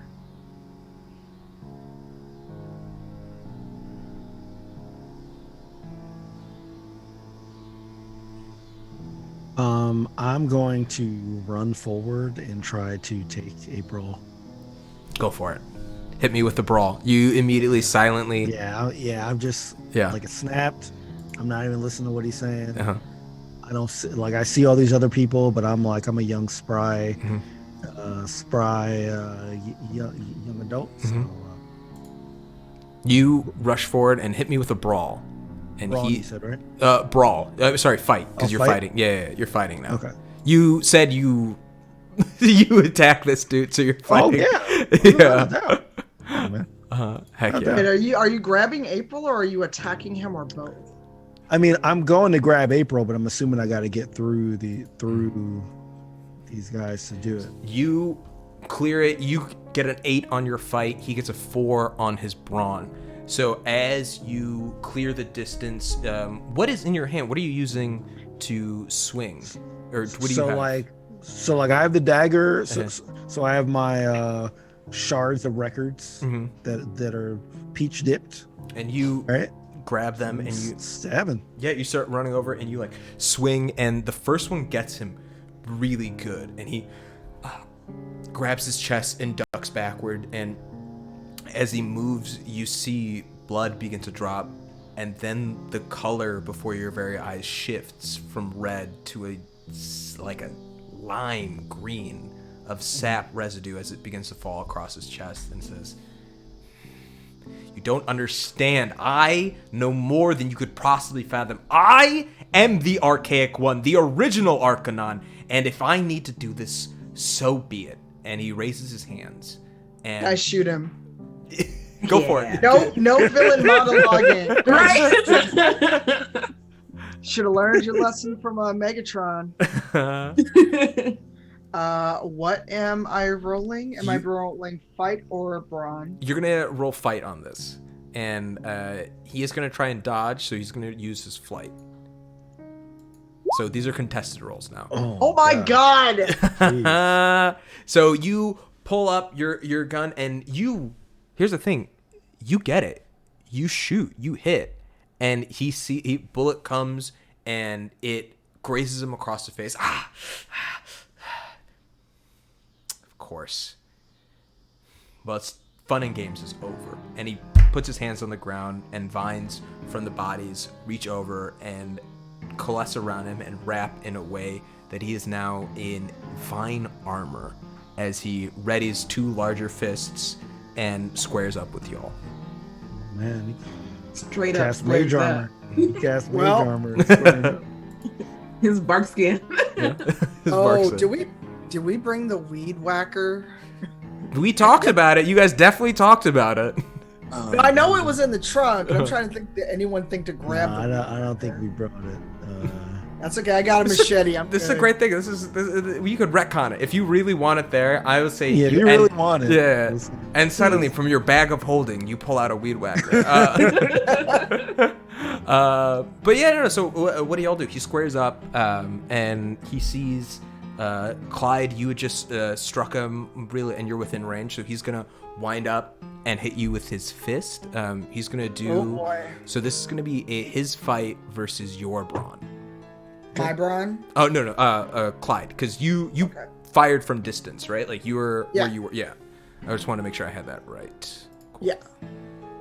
Ooh. You got an 8. You got a 9 brawn, so this is actually good. You're able to brace your arms up before it hits, and you get pumped back and knocked into the table where April is, and it hits you in the back. You kind of duck down. It knocks the wind out of you for sure, but nothing more than that at this moment. I'd love to hear what Micah and Clyde are up to. Clyde? Micah Sorry, London. is, Yeah. Micah is like, there are 2 people that are engaged in some way with old man Archie. Yeah. So Micah is looking for an opportunity to kind of like make a wide circle to get to April. Awesome. As you're trying to make a wide circle to get to April, give me a brains check of 15. Nothing. You're making your way. You trip on a root, and but you're still able to get there.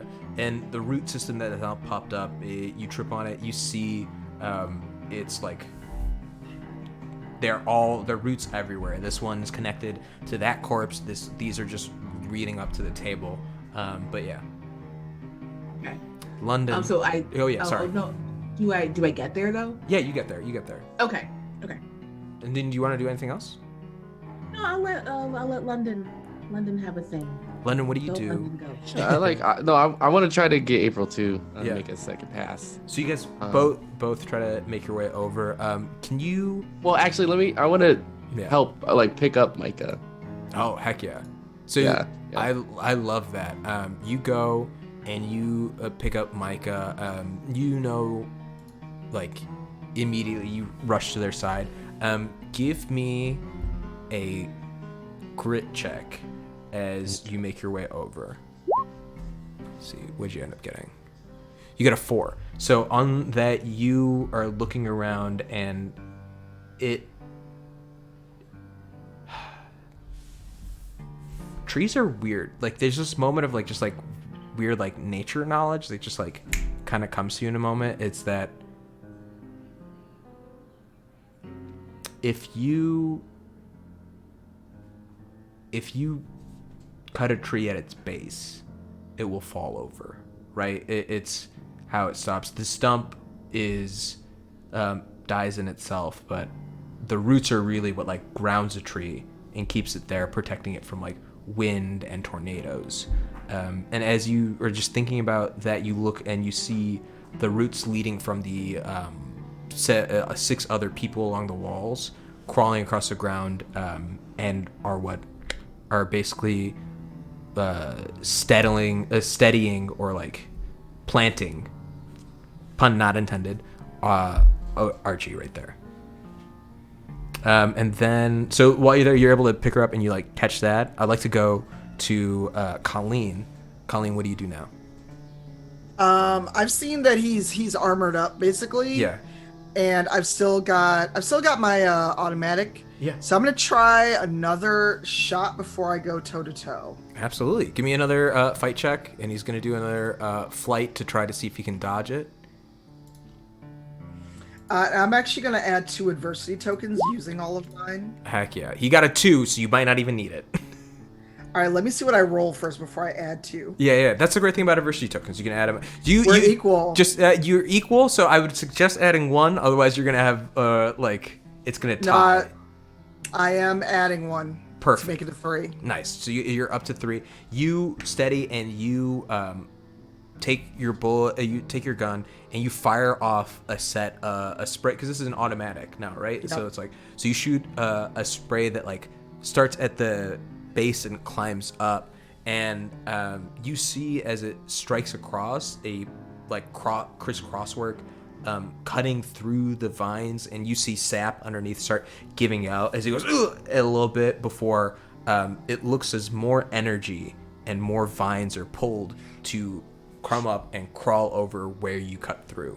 But he's stumbling back after getting shot like that. And Clyde, what happens next? Am I in range to grab April? Yeah, Or do you got slammed to the other side at the top of the table. Yeah. So I'm trying to grab April and disengage. Like Yeah. I don't necessarily want to fight Old Man Archie. Sure. If I don't have to. So I want to grab Archie. I want to grab April, and then I guess I guess use my flight. I was gonna say, like, this is totally a flight check. Get out of the way. Roll your flight. Let me tell you what happens. All right.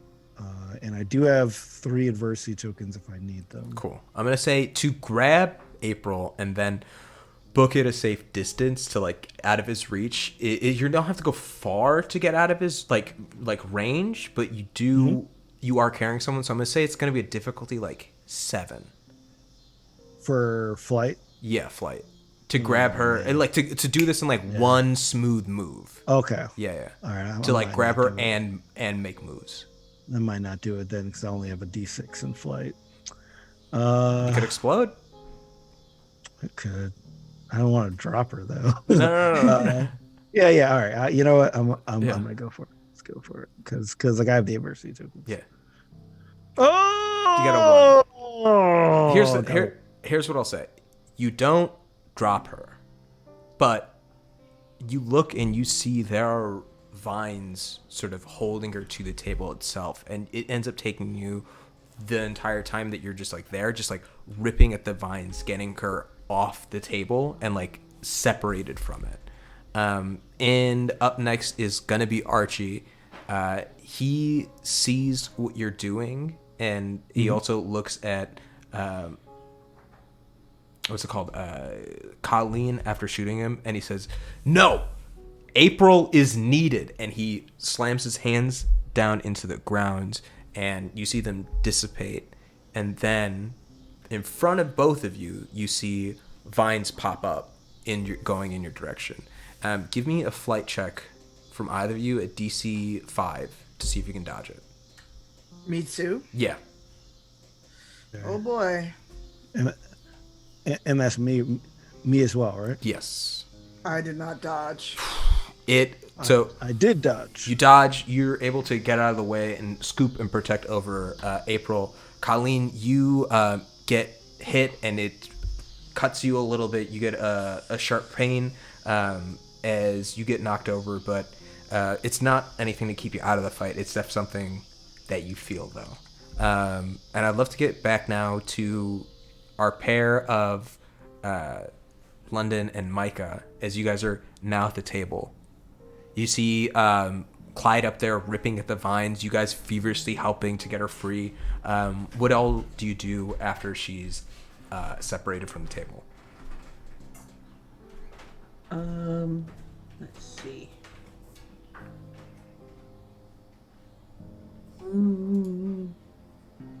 I don't know.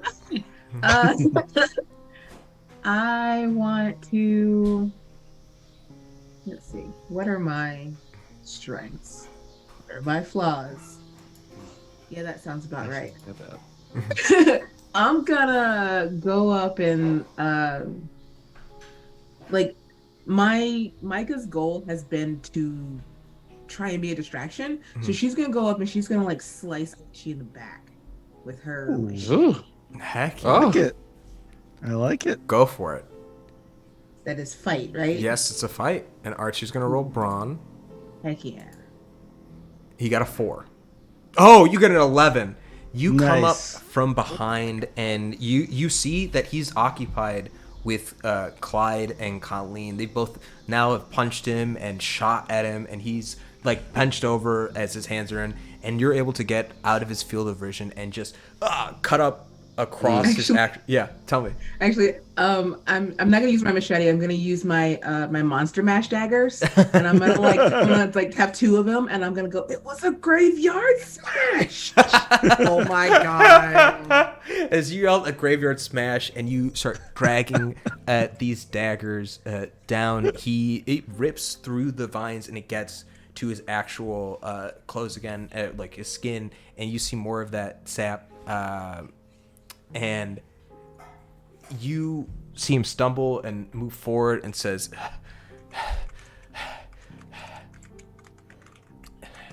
"You don't understand.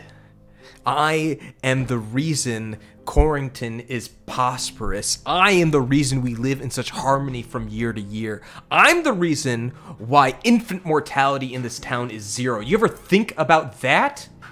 I won't let Corrington fall, giving away to the rotting of the land of Ball's bounty." He steps back, stumbling, vine shedding off his body, looks at the other 6 people here, looks at the 6 people on the wall, and looks at April and says, 7 are needed. If I can't have her, the purest of us, maybe being me, the oldest, will be enough.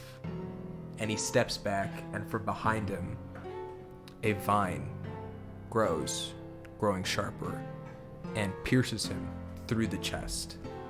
Coming out the other side, a flower blooms. As it wraps up, and you see him start to chuckle, sap dripping from the edges of his mouth, his body turning into wood from the chest cavity that has now emerged. And as she does this, you turn back and you look at what's it called? April.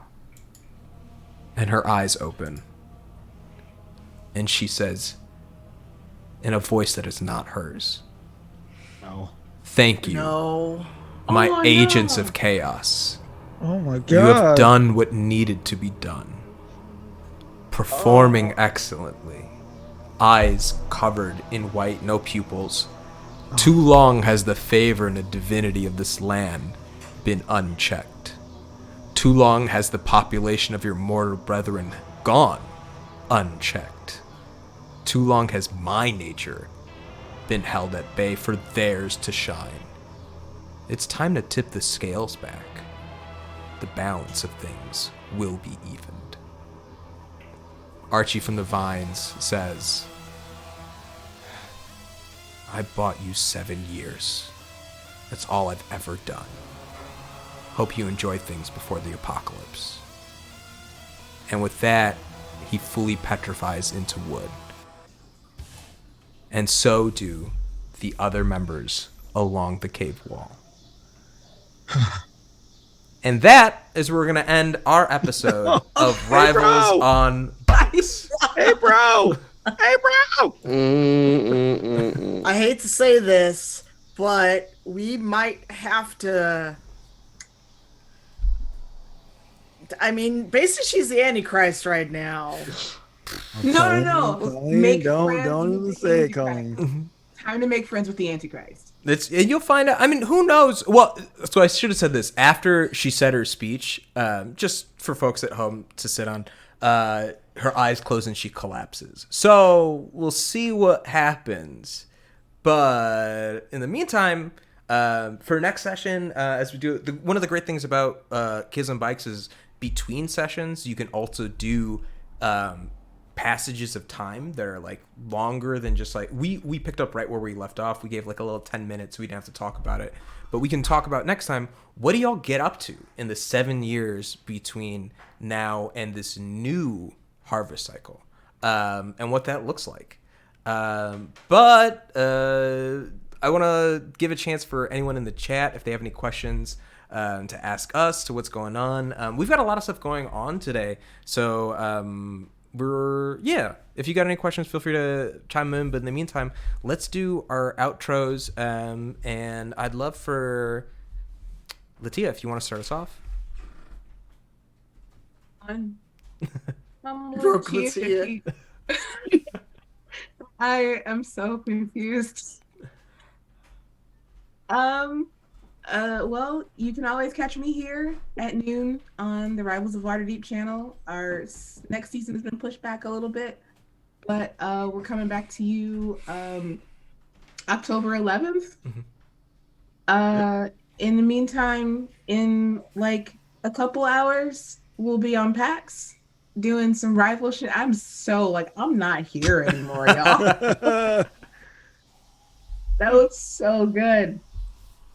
But yeah, catch us out on PAX Online as we do some really, really fun shenanigans with Hellhounds, as I understand it. Other than that, you can catch me on my Twitter. Eventually I will start streaming again. You could just watch me on Twitter dropping cryptic hints about the stuff that I'm writing for Motherlands, because that's a thing. And I'm excited. Heck yeah. Awesome. Brandon, do you want to go next? Yeah. Hi, everybody. I'm Brandon Simmons. I played London Lancaster. I always see Landon. Okay. So I won't be on the PAX show today, so I wish all my rivals good luck to that. But coming up, I'm doing a lot of YouTube stuff. So if you subscribe to my YouTube channel, there's cool stuff coming up with that. Other than that, I'm just getting back into streaming. So yeah, come and check me out. On Twitter. Twitter at IamBrandonTV. Heck yeah. Sharif? Sure. I'm Sharif. You can find me at SharifJackson.com, SHAREEF Jackson.com, and Sharif Jackson on all social networks. I'm pretty much doing rival stuff, so you can find me there, find me here, find me everywhere. And we did do a pretty cool interview with the developers of Kids on Bikes that is on a YouTube now, and should be on the audio for patrons as well. It'll be on the regular audio podcast a little bit later, so So like that was definitely cool. Thank you to Doug and John for giving us insight into this wonderful game that Masood just freaked us all that just creeped us all out about. And yeah, I'm excited to see what we got cooking up next. Awesome. And then Tanya, do you want to? Well, actually, I can take this question now, or do you want to do that afterwards? Let's do it afterward. That way we've got the outros all in order. Yeah, sounds great. Take it away. Hey, I'm Tanya Seifert-Tier. You can find me here Sundays. And actually in like 2 hours, you can catch us on PAX's main channel doing some shenaniganry with two of our returning cast members. Carlos and Serena are going to be back. Brandon will miss you. You're going to miss out on Hellhound Puppies, man. But we're going to have some shenanigans and some light fun, especially needed after today's Kids on Bikes. God, I do too much. Thursdays, catch me on Wandering DM for Dragon Age, where I DM our friends in some inquisitorial shenaniganry. Saturdays, I do Dungeon Crossing, where you cross Animal Crossing and D&D in my Animal Crossing basement, where I teach friends how to play, and it's both educational and hopefully fun. And then, like Latia mentioned, I'm creating a new RPG, a sci-fi Afrofuturist RPG called Into the Motherlands. It's premiering on my channel October 4th, and it's funded and sponsored by Twitch. So we're dropping cryptic hints, actually doing some press interviews next week. So hang out, come by, and see what we've created with Into the Motherlands October 4th, starting at 4 Pacific, 6 Central. Heck yeah. That's going to be very exciting. Yeah, I cannot wait for that. I'm very pumped. It's like the crew, the staff, like everyone who's on part of it. Very pumped. Anyways, I'm Masood. You can find me on Twitter and Instagram at Marudeboy, MAHRUDEBOI. I play here with the Rivals on every Sunday from noon to 3, as we usually do. This one, as we've been playing for Kids on Bikes, has been sponsored by Blue Microphones. So I want to give another shout out to them, to Joel over there for providing us with this excellent sound quality and equipment. Really, we couldn't do this without them. And if you like this sort of content that we're doing, another way to support us and build that out is to go check out our Patreon. It's the best way to show that you like that we're developing. And if you want to see more sort of like offshoots and streams like this that explore some other tabletop games besides D&D or other goals that we have, feel free to go support us there. You can also catch me usually on Tuesday nights with Mythic Odysseys of Theros, sponsored by Roll20 with the Indoor Recess crew. We had our season finale last Tuesday, so we are not playing D&D on Tuesday, but we will be having a Twitch watch party for Twilight because I have never seen it and they want to watch it, and I'm come see what that looks like. It's gonna be fun. Is it all the movies or like only the first one? I think all of them are up there. I'm not the person to ask. I'm not sure. But it'll be what it is. Twilight, low key fire, man. Don't gas me up if it's not. If you're not like, see, Tanya shaking your head like that. I went in with very low expectations because like my wife, she loves it, and I was like, okay. And when it's over, I was like, you know what? It wasn't that bad. Okay. I'll take that with a grain of salt. Let me know whether or not I should feel that way. But yeah, we've been Rivals of Waterdeep. We're gonna be back on like honestly just a little over an hour, right? Yeah, a little over, like almost 2 hours. Almost 2 hours. So feel free to come check us out over on the PAX channel as we play some wonderful D&D. Yeah, we can't wait. And you have a question? Oh yes, I do have a question. Oh, thank you for reminding me. How do we bring the mechanics in? And that question is from Judd_K. Okay. Yes. I hate to do this. I recently installed a third monitor and I'm losing my mouse constantly. And I just like, it's very frustrating. How the game mechanics help us, you all bring it. And by bring it, I'm going to like design. What does that mean? Yeah, what does that mean? I'm going to say for having a conversation with Doug and John yesterday really helped me like sit with what they wanted for the game. Like it's about telling a good story. So like failures don't feel like real failures. You're not gonna like perpetually get barred at something. What it will do is you might not succeed the way you want, but it'll give you a direction that'll provide more info or more value in a different manner. Yeah. Can I add on to that? I just wanted to say that's one of the things that I really like about this system, and especially the way that you've been running it, because when you primarily play systems like D&D, you expect like these low rolls to mean no success at all. I like how you work a roundabout way of discovering what we need to into those low rolls, and Yeah. then the mechanic of adversity tokens, which is like you didn't quite succeed at what you've done now, but here, take this coupon that you can redeem for additional success later. It's like truly It is a it's good one. the most visceral like experience point that I could think of. Like you got experience from this moment, from having to do something different or like operate in a manner differently, and now you can use it. I really dig it. But yeah, if you want to hear more about mechanics and more about sort of like the design and truly like really hear it from the folks who were building it out, go check out our interview with Doug and John. It was awesome. We had a blast, and I think they did too. But that's it. I'm gonna say goodbye. We'll be around. We're gonna be out later. Give you guys enough time to shake off this episode or just keep thinking about it. I know I will. I'm definitely gotta shake it off. I'm gonna go. I might go enjoy an adult beverage, so it's gonna be real interesting when I do that. But whenever you're ready to throw up the ending screen, we're gonna go read the Critical Bard. Yes. Who is on Yes. episode 2 or 3 of the new show they're doing over at his channel, like the Creature Collectors. I think it's like it's a Pokemon episode- theme one. Yeah. I don't know which one it is, but we love y'all. Thank you. Thank you. All right, y'all. Peace out. See you. Bye. Let me know when the screen is up, and I'll do the raid. Oh, I already got the notification that we're raiding. You are rating, and let me. There you go.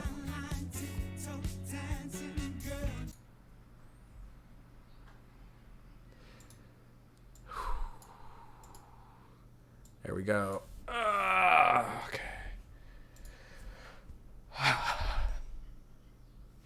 I'm glad you guys are. I'm glad you're having fun. That's like that. Thank you. Like that's all I want. Good. Heck yeah. I'm glad. I hope it was to the right extent. Honestly, like Lovecraft Country has been a real inspiration for me as I've been watching it and like thinking about this show. So I was like, I didn't want to do too much body horror, but I wanted to do just like a little bit around like wooden bodies because I thought that was fun. Yeah. Yeah.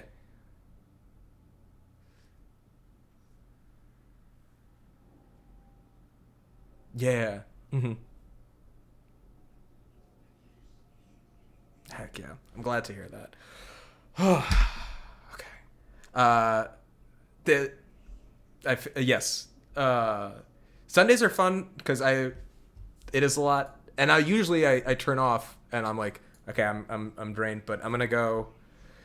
Misha made biscuits and gravy, so I'm gonna go eat some of those. I'm feeling great. Oh, I wanted to ask Tanya, what is the shrimp and grits place? You put it in chat, and you're gonna tell me. Where do I get shrimp and grits in Chicago? Okay.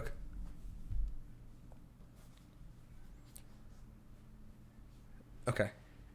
Yeah. Because so Misha's from South Carolina, so like when we go south, like that's all I eat, and I just really crave it when I'm up here. Yeah. Yeah.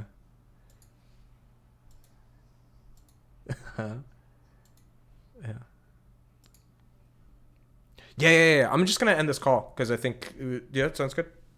All right, see y'all. Thanks.